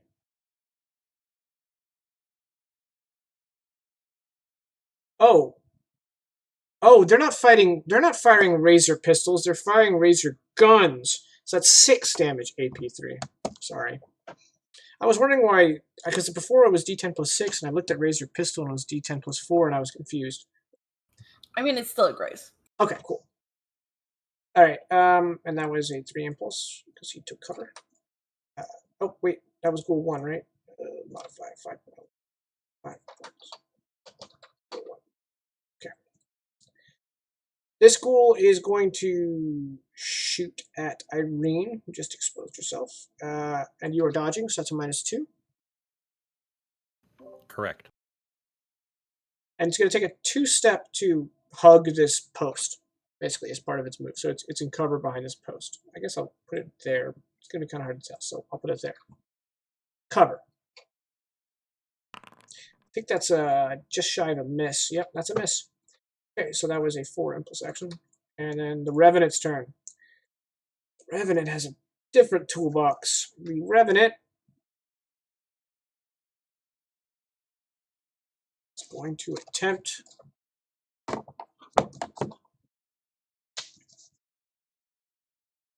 What is the range on this bitch? Medium range. Okay. It is going to... That's medium range. Hell, that's close range, isn't it? Yep. All right. It is going to attempt to use suggestion on Irene. So you can counter with willpower. Can't counter with any psionic abilities? No, it says a target counters your telepathy check with a willpower check. Okay. Okay. So it has a +0 to make this. Succeeds on a 10 plus. It is gonna expend psionic effort for a +3. Got a 25, which is a stellar. I can't resist that. You counter it, so even if you just get a average, you can reduce it to an excellent. Because like a stellar on this means you're under its influence for 10 minutes, which is 40 rounds.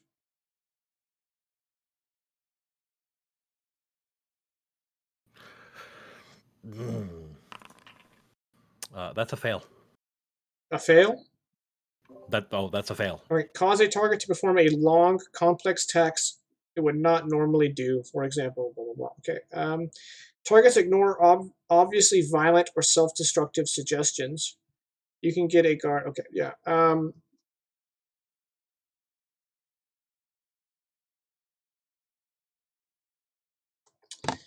So the Revenant looks at Irene, and Irene doesn't quite hear this in her mind, but internalizes it and accepts it.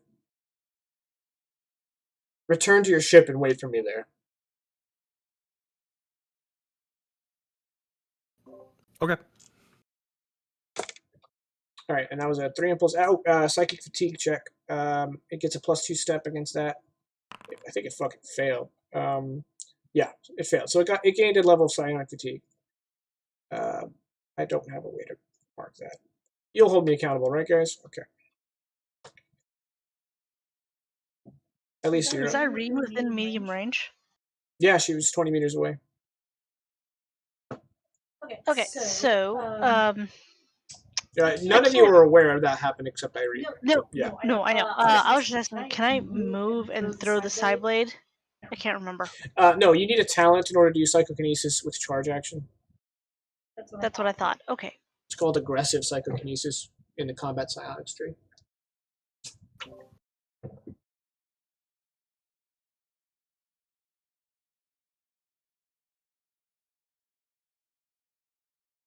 Was that medium range? Well, keep in mind that he's 8 meters above you.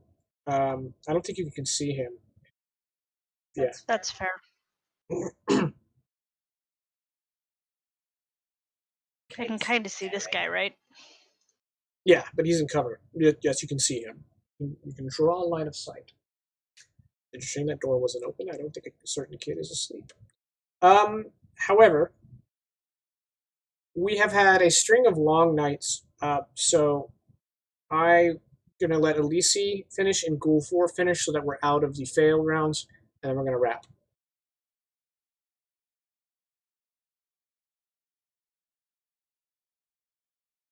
I guess I'll attempt to throw the side blade at this guy. Okay. That is a 24 meters, so it's medium range. It's a -1 penalty. He's in half cover, so a total -3. Oh, plus my sonic fatigue is a -4. Yep.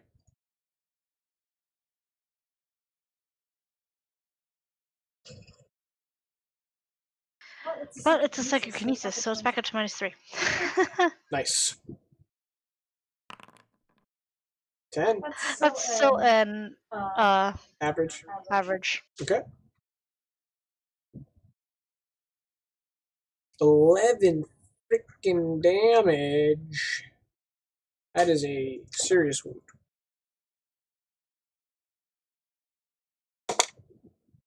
And of course, I call the side blade back. Yeah. 4. Ghoul 4.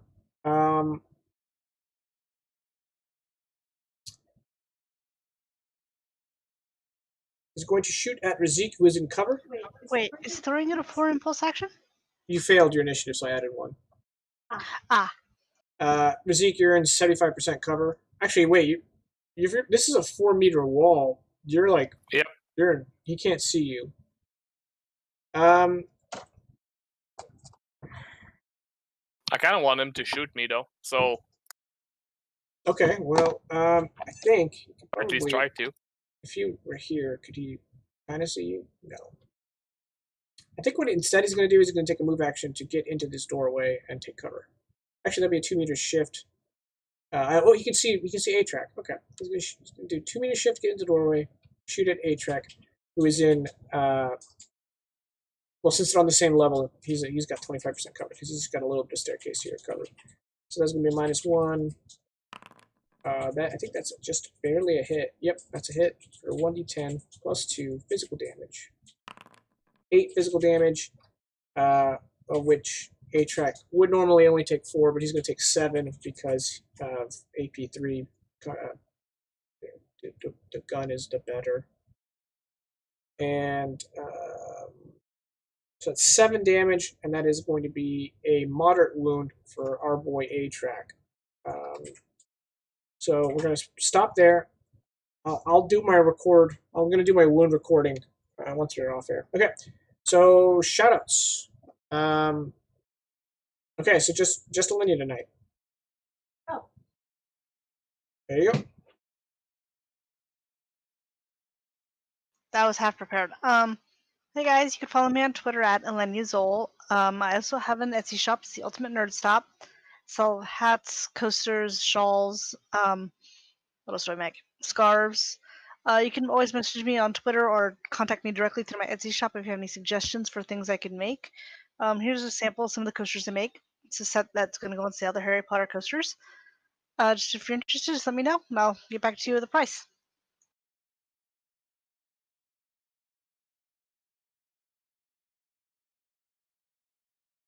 I was also half prepared. Okay, thank you. All right, everybody, we'll be back next week. We will finish this battle and see what happens with this aforementioned Citadel ship. We hope you guys had a good time with us. I think we did. Definitely put the pressure on the players this week, and looking forward to next. So everybody have a great week. Stay safe, and we will see you then.